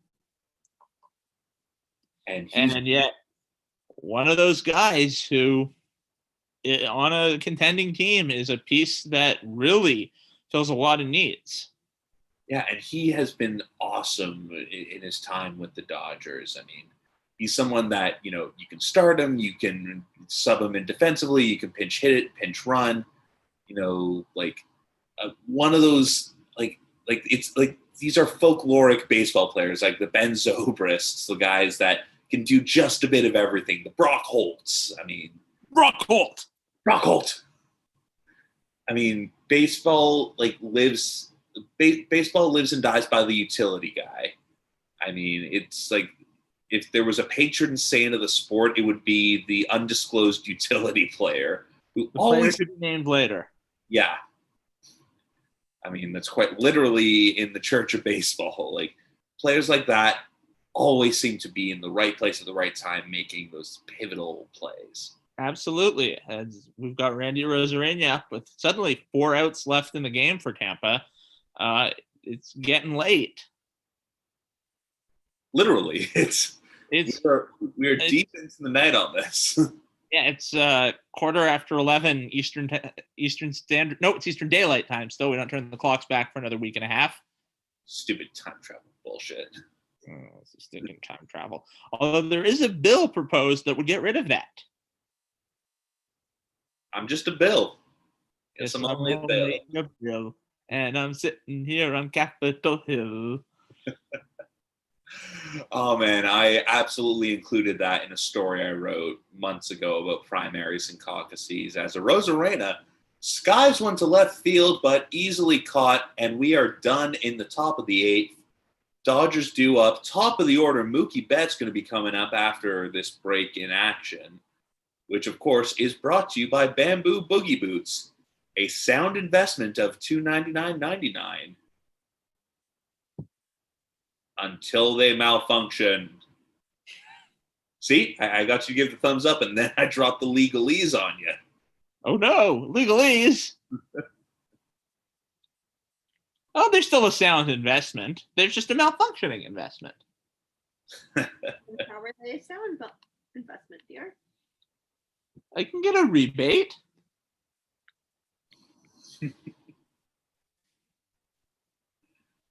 Speaking of rebates, Futurama episode of the week. What have you got in mind?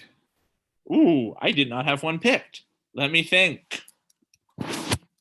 What did you have in mind while I'm thinking of that? While you think, I'm going to go with Inagata Dalila. Ooh, it's a good one. With the sensor robot satellite, which will yeah. Like the Pimpsons and Asarama? Still a Parcheesi tournament. Belay that Parcheesi tournament. Ah, yes. The sensor robot, of course, based on V'ger from the first Star Trek movie. Absolutely. Plus the transcredible exploits of Zach Bannigan. I am going to go with, in that same sense, Fry and Leela's Big Fling. Deep late season episode. I think that was the last that was in the last season. It was after Fry and Leela had gotten together, so yes, it must have been in the last season. And we finally meet Sean. Leela's often talking about ex-boyfriend. Yeah. Oh, Sean. And then we find out that they were actually in a zoo the whole time. But it was it was the professor, the monkey professor. Oh, Dr. Banjo. Yeah, it was Dr. Banjo who ran the zoo. Oh, I don't know about monkeys, but my parents were orangutans. Hard-working orangutan Americans. And Sparkles, the what type of creature was Amy's pajamas were they marmoset pajamas? Yes, Amy had marmoset pajamas. Yeah, that sounds right. I mean, it was a fun episode, and of course, human zoos are always, an interesting prospect in science fiction. Yes. Oh, and now they're showing us the Kirk Gibson home run. The only at bat he had in that World Series. Hey, worth it. Yep. All you need is one. It was an all-time home run. Everybody gets one. And somebody there wearing a Tommy Lasorda jersey. Now that is a deep cut jersey. Tommy, the look on his face celebrating that Gibson home run is amazing. Like, oh yeah. And now we have Mookie at the plate. Can he replicate what he did in his last at bat?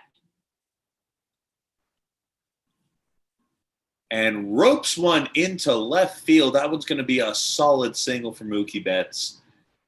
And just another reminder, he used to be on my team, then my team did something stupid. Yep. But think of all that payroll flexibility.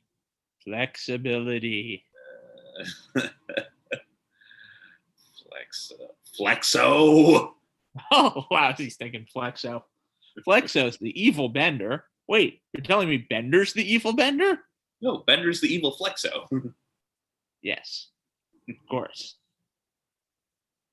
Oh man, the episode with Angeline, you almost felt bad for Bender at the end. You thought he had found love. Nope, it turns out he had just found scamming. Give us a raise, you big fat jerk. Nevers. And what if the union remains intragnizant? From context, I think I understand what you're saying. Oh, intragnizant. Joey Mousepat just inventing words. Using all of his big legal words. What are you, an idiot? Pretty much, boss. If I'll give you the clamps. Or clamp-like devices. Tampa making quick work, though, turning a nice inverted double play there with the step on first and tag at second. So right away, Seager and Betts neutralized pretty quickly. Yep. Well, Tampa will make work of you. Tampa's a good defensive team, and they've been throughout the playoffs good at erasing base runners. And I mean, could it be too little too late? I mean, either way, like getting your hitters back up to the plate sooner rather than later is going to be huge for them. They're in tough, though, against Animal. Yeah, they're in tough. I mean, this might just be a case of you want to finish on a strong note. Get some of those positive vibes heading into tomorrow night's game, which will not feature us in the broadcast booth. No, it will not. Man, I'd like to see a broadcast that actually featured us. The broadcast about nothing. Yeah, I mean, we might as well just be at Monk's Cafe, just arguing over chicken salad. Yeah, the big salad. You had to get the big salad.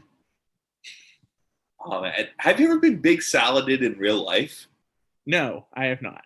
It is hilarious when if it ever happens to you, because you realize what's happening in the moment. It's like, and you can't wait to tell people. But when you tell the person who big saladed you, they look at you like, what? They just don't get it. But the ones who do get it immediately apologize or take the Elaine tact of, it's a salad.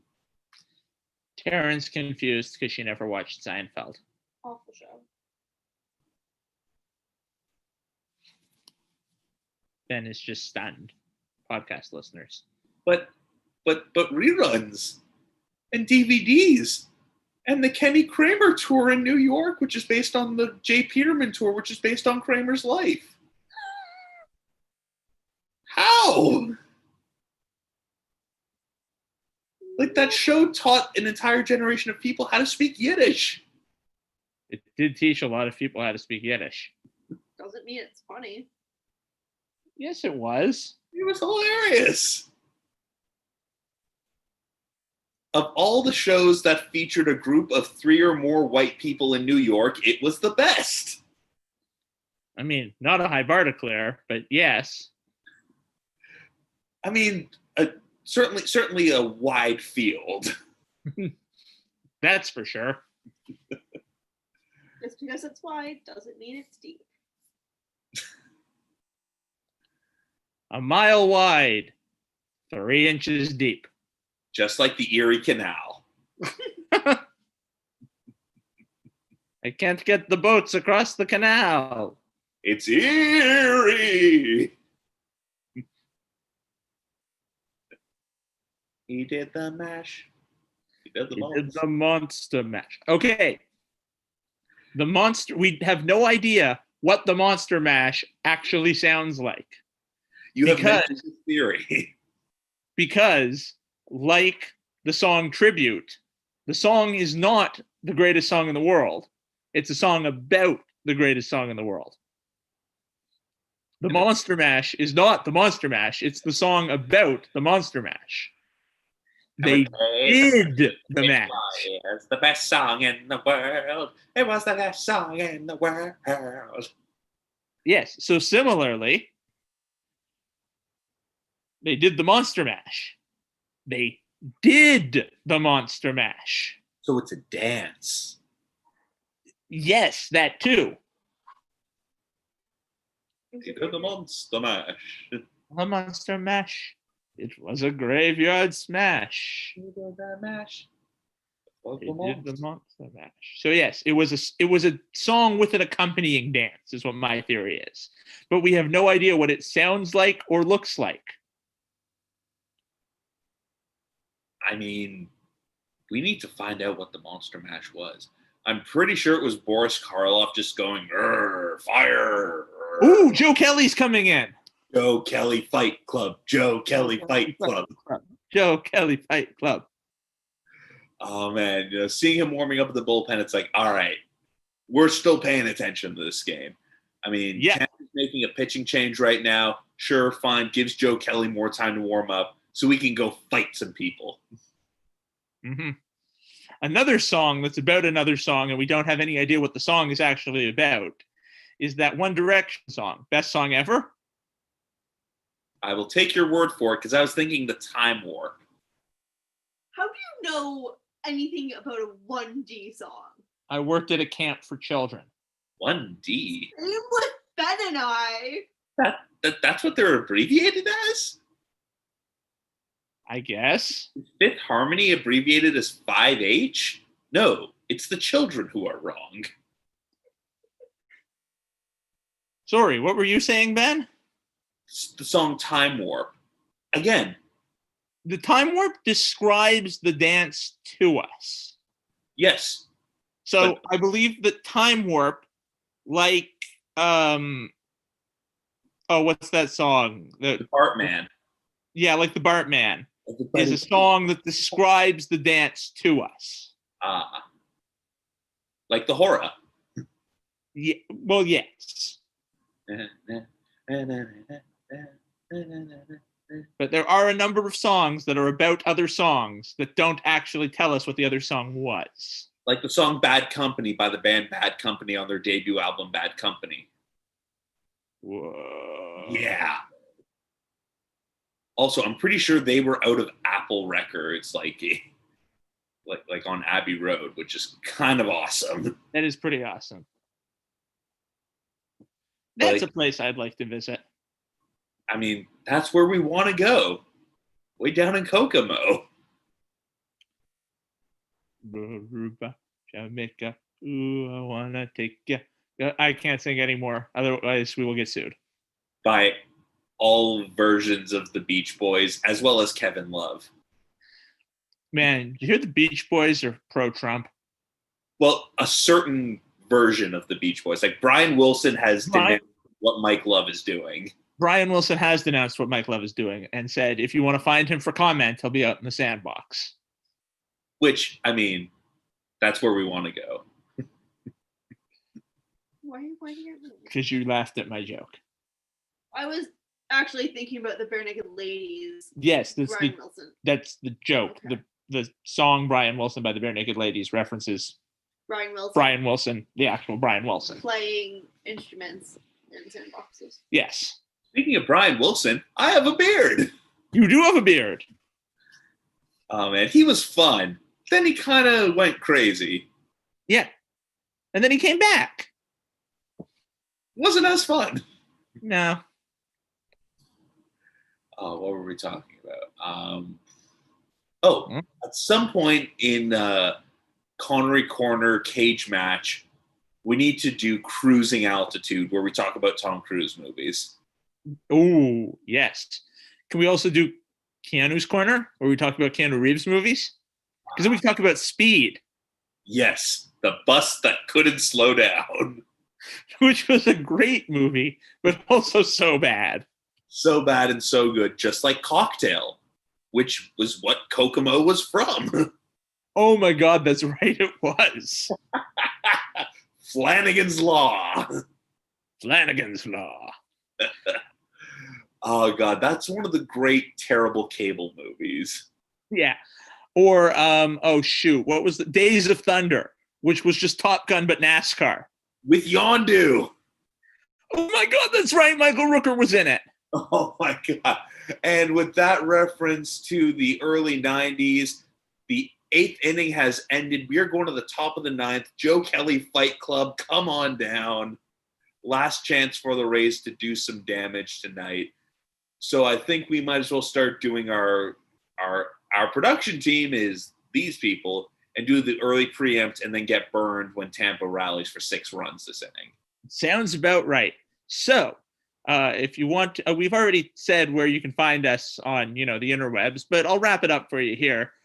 You can find us at anywhere you find your favorite podcasts: Apple Podcasts, Google Podcasts, Spotify. We're on Amazon Podcasts now, which means you can ask your Alexa to play us. But please don't, because I'm scared of robots. Little robots.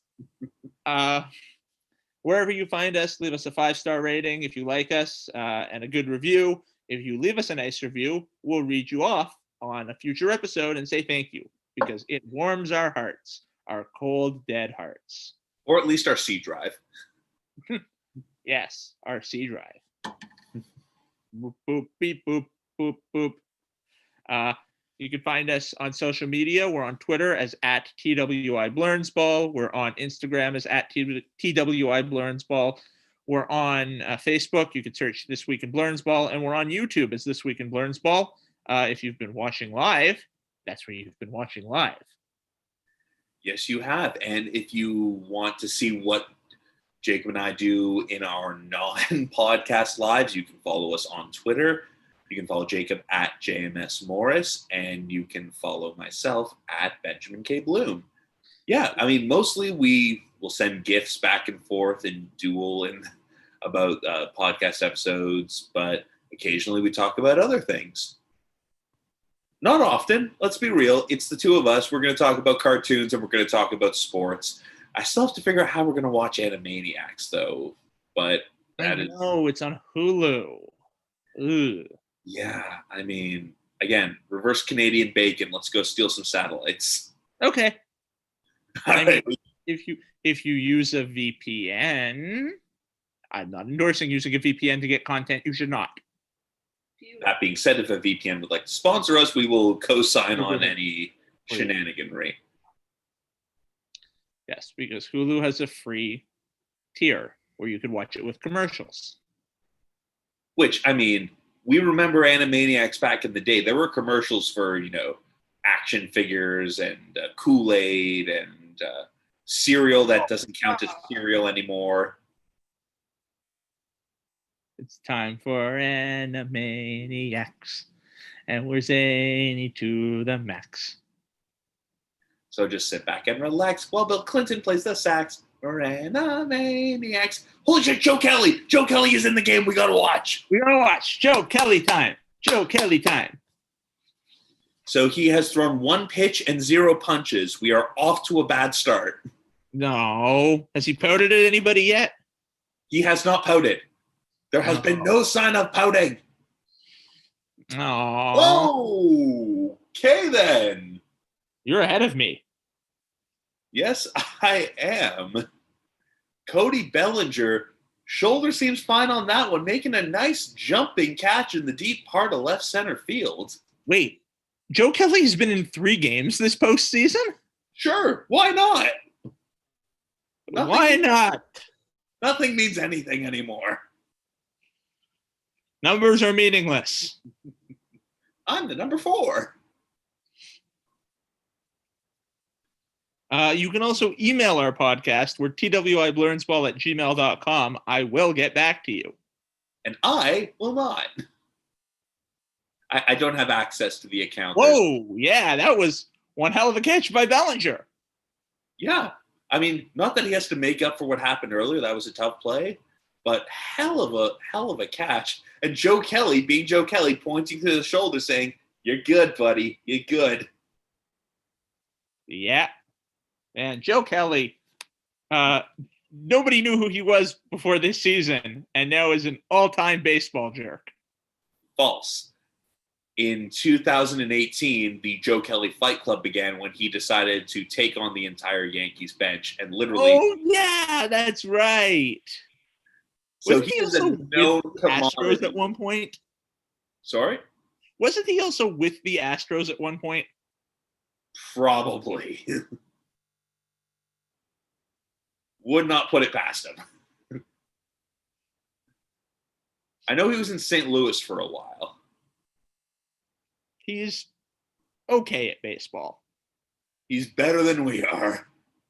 Yes.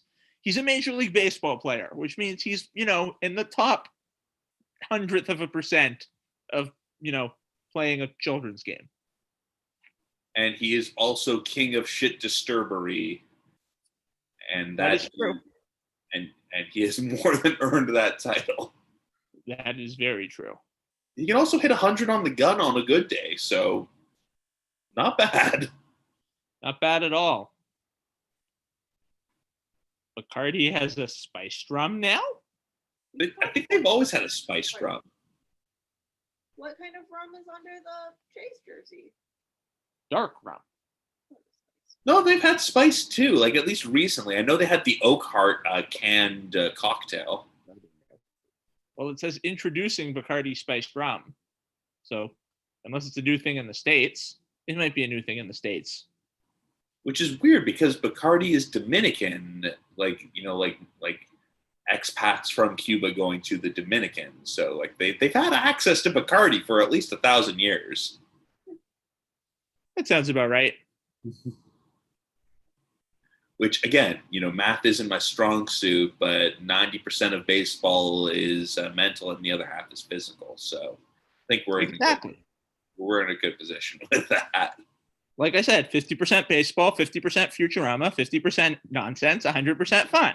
Yeah, that adds up to a solid 30%, which is all we need. Yeah, I passed math. Yeah, I SMRT. And the Dodgers are 1 out away from taking a 1-0 lead in the World Series. Which, again, means that we can officially crown them the podcast champions. Yes. But instead, they're showing Cody Bellinger highlights. Which is always fun because these guys seriously have a Hadron Collider for this kid. Oh, yeah. I mean, he's a good player. No denying that. Real good player.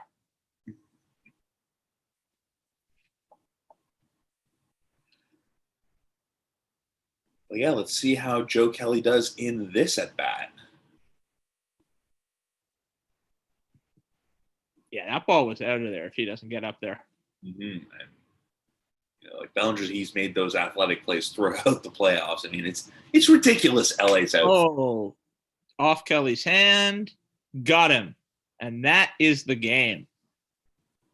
So the Dodgers take it 8-3.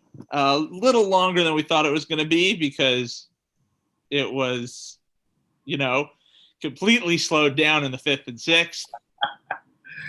Yep, it ground to a halt, and it was worth it because it was fun as hell to watch. We saw a bit of everything in this game, pitchers duel, breakout innings, tremendous feats of athleticism, and of course, Joe Kelly just shrugging like a boss and figuring shit out. And Clayton Kershaw gets a win in a World Series game. Goes a long way for his confidence, goes a long way in this series. And, he kept his pitch count down. He could conceivably be back for game 4.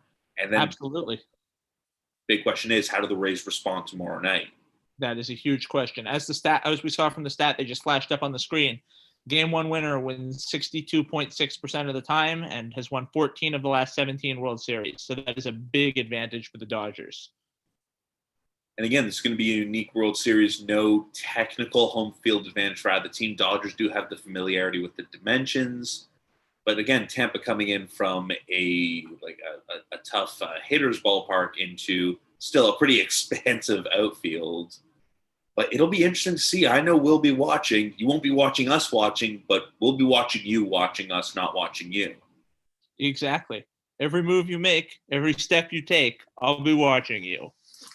Yeah, Sting, we've been meaning to talk to you about that. Technically what you're doing is a Class 2 felony, so... Yes, we've been meaning to talk to you about that. Gordon. If that is your real name. All right, so for everyone here at This Week in Blurns Ball, this has been a lot of fun. I'm Jacob Morris. I'm Ben Bloom. Thank you so much for joining us. Farewell from the world.